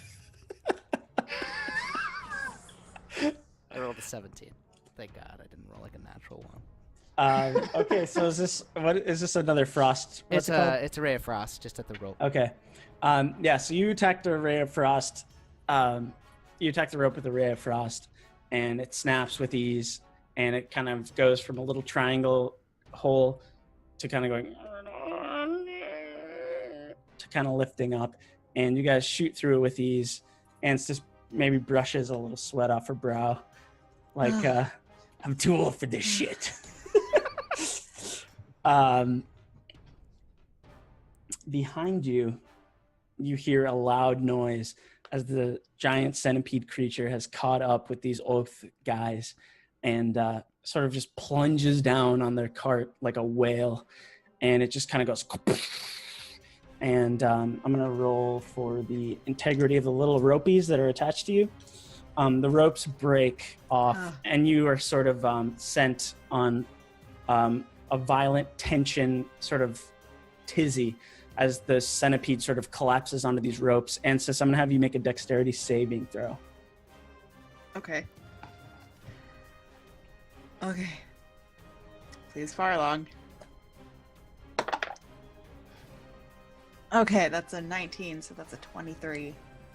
Okay, so this giant centipede plunging down onto these cords, sort of ripping these harpoons that are in your vehicle, sort of pulling you back a little bit briefly. Ansys is able to sort of overcorrect and keep you guys on path as you sort of soar out of this pillared landscape, and you sort of careen on back into some very plain and beautiful looking canyon land. Looks like you're in the clear, but as you drive, the centipede continues onward, sort of coming toward you, and with even more fury and vengeance as it's collapsed the oath vessel. Can it fit through that doorway? It just smashes it. Okay. Well, you guys pulled it up, so it can just kind of go through, actually. Does this seem like a monstrosity or an animal? I wouldn't... No, it's not a monstrosity. It's an animal. It's an animal. It's like a giant animal. Okay. How angry does it look? Does it look hungry, or just does it look like we pissed it off, or does it look like it's hunting? I'd have you make a check for that. It doesn't have a face, so it's hard to like know how it looks. What kind of check would that be? Like a nature check or an insight check? Yeah, I would say a or- nature check for that. Oh, with my +1. Great. Oh, okay. That's a 14. Yeah. It looks like it was just disrupted. I mean, you see a lot of these little T-Rex kind of head leg little guys kind of just running around. Just seems like a volatile creature that was disturbed. Okay. But there's some good news coming your way. Your Oh, cart is there? has a new shiny wheel. It's kind of bumbling forward, and you see the centipede sort of breaking through this gate that you guys raised. The contraptions have just been like blown apart by it. And you see sort of a jump, as it were. And ahead of you, you see kind of tracks that would indicate people have used it before. And the jump sort of goes over this big drop-off. It's not like a drop-off into oblivion, but it does clear a bit of a gap, and you might gather that this centipede might not be able to follow. Okay. As you approach it, Ansys is driving towards it. Browser fires off another shot at this creature, and it goes and hits it with a big blast, and it hits it right in the face, kind of temporarily stunning it a little bit, giving you a little bit more time to think about what you're about to do. Well, as the captain, Calm, we're gonna need you to jump off. It's a lot of weight. Oh my god. No, I'm just Come kidding. jumps off and dies. No, I didn't actually say that. No. No, I didn't actually say that. But I'm gonna put my hand on the back of Ansys' shoulder and just say, "You've led us this far. Interpret that how you will."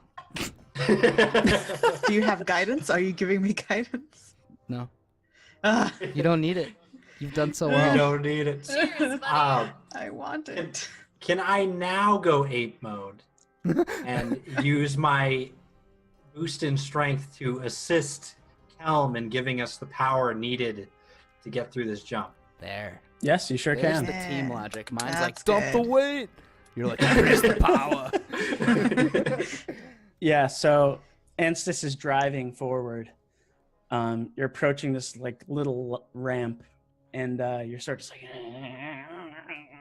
and all of a sudden you feel the weight of the cart go from this to as Kinsel in the back has morphed himself into a giant ape standing beside Kelm, and the pumping just amplifies. Anstis, if you're gonna approach the jump, you're gonna roll a dex check with advantage because of the strength power Oh, given God. from You can do Ape it. Kinsel. I have belief Okay. in you. Okay. Okay. You pray to your god, I'll pray to mine. It'll be Yeah, great. I'm gonna take a second and be like, far along. This journey is awesome. Thank you. Thank you. Yes. Okay, first one's not so good. Come on, natural 20. Okay, that's way better. 21. Yay! Okay. Jeez. There's times as a DM where you're just like, I really hope they don't roll a natural one right now. I can reroll once, so it's not going to happen. It's That's one the of one those- save that I have. One of those times. I don't get ones. Oh, that's true. That's true. So, a giant ape, a giant bird wearing a cowboy hat, thrusting down onto this pumping. You feel the gears going to overdrive, steaming a little bit.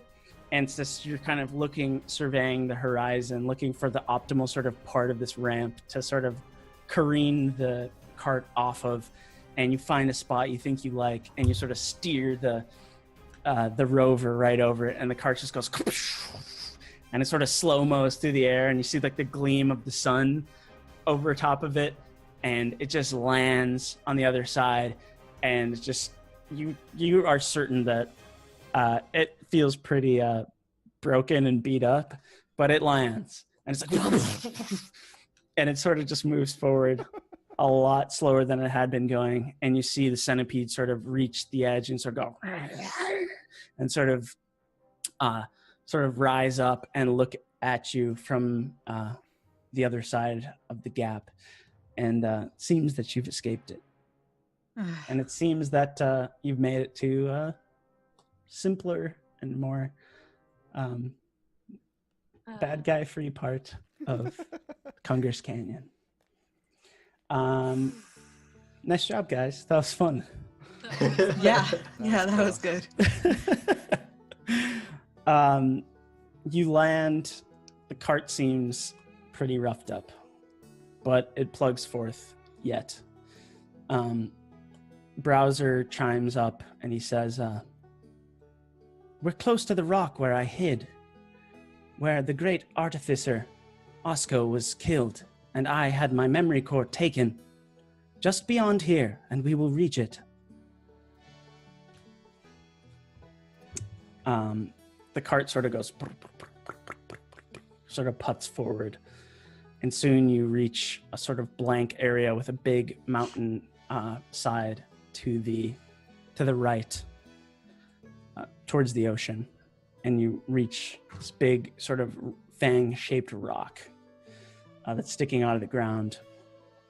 And Browser sort of releases himself from the side of the cart and climbs in, and he says, "This is where I hid."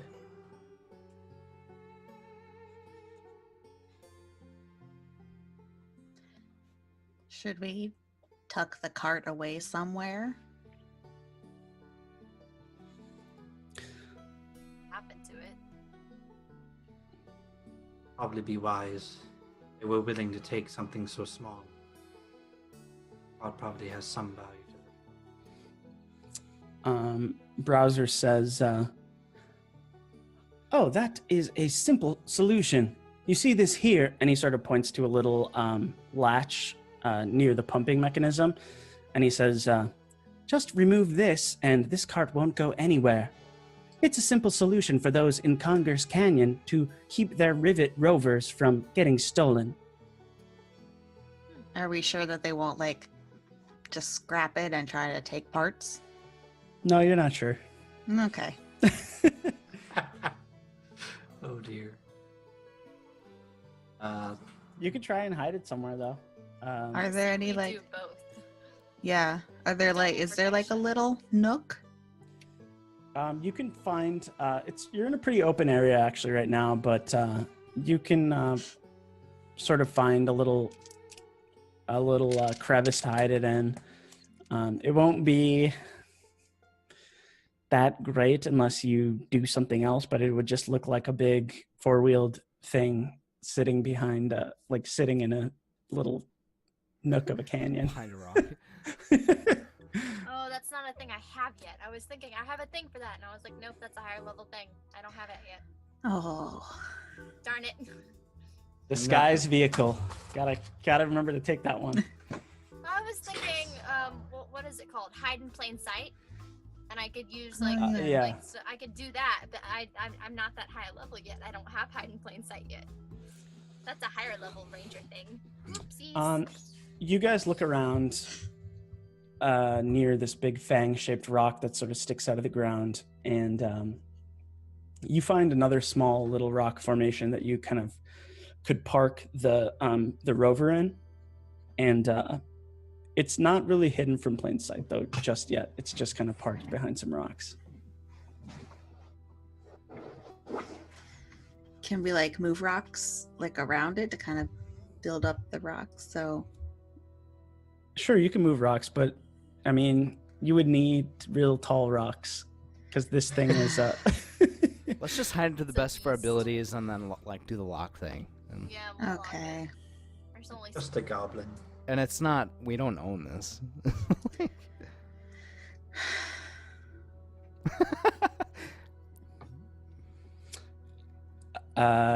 Okay, go ahead, Ryan. Yeah. So, I mean, we hide it, and then I just kind of go to browser.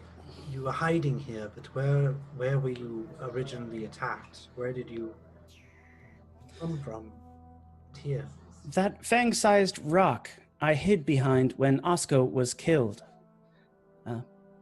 Are you interested in where I originally come from? No.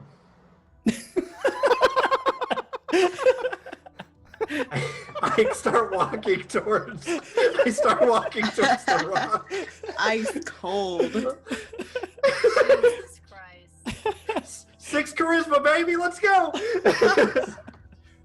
That was awesome. Oh, that's so good. That's so good. No. Just no. I mean, yeah. If he's around the fang-sized rock and he was attacked here, can we try to look for any signs of that? I don't know. How long ago was this? There be any evidence of it? Oh, now you want my help after that. So, Kinsel heads toward, he heads toward the fang-sized rock where Browser claimed to have been hiding, and where he claimed to have been, And as you're sort of poking around, you hear the light sort of crackling of electricity, and probably about 5 or so feet in the air, you see this sort of portal beginning to open, big warp, and it's surrounded by this crackling blue electricity. And the party sort of catches up, and you're sort of at this fang-sized rock. And hurtling out of this portal comes a figure, a man-sized figure, sort of, and it sort of shoots out of the portal and lands deftly. And the figure stands up with a sort of black and gray wrappings and this sort of screen-like material over its face, like a veil almost, like a mesh veil. And it stands up to look upon you. And it says, you're here. You're all here. Look at you. What the hell? Does he look like a threat? You can't really see his face. You can't really see much about him. You know he's a man-sized thing. You see him go up to Kelm and sort of take him by the face. And he says, you're all really here. You look just like I remember. Anstis has her hands on her daggers. Yeah. This is weird. I'm holding my bow. Not doing anything yet, but I'm holding it. Who are you? Who are you? Yes. Is this? What he said. He sort of lets his hands down from Kelm's face, who's just like, what is this? And he turns to Kinsel and he says, oh, I have a lot of explaining to do. What is this? The canyon. Okay, I'm early. I still have time. I know you have questions. and I have answers as long as I'm here. And he takes his hand onto his own face and sort of pulls the screen like veil off of his face. And you see a shockingly familiar face, a warm face, a pale green water genasi with dark hair tied up top. And standing before you is Oh my God. is a scruffy Kinsel.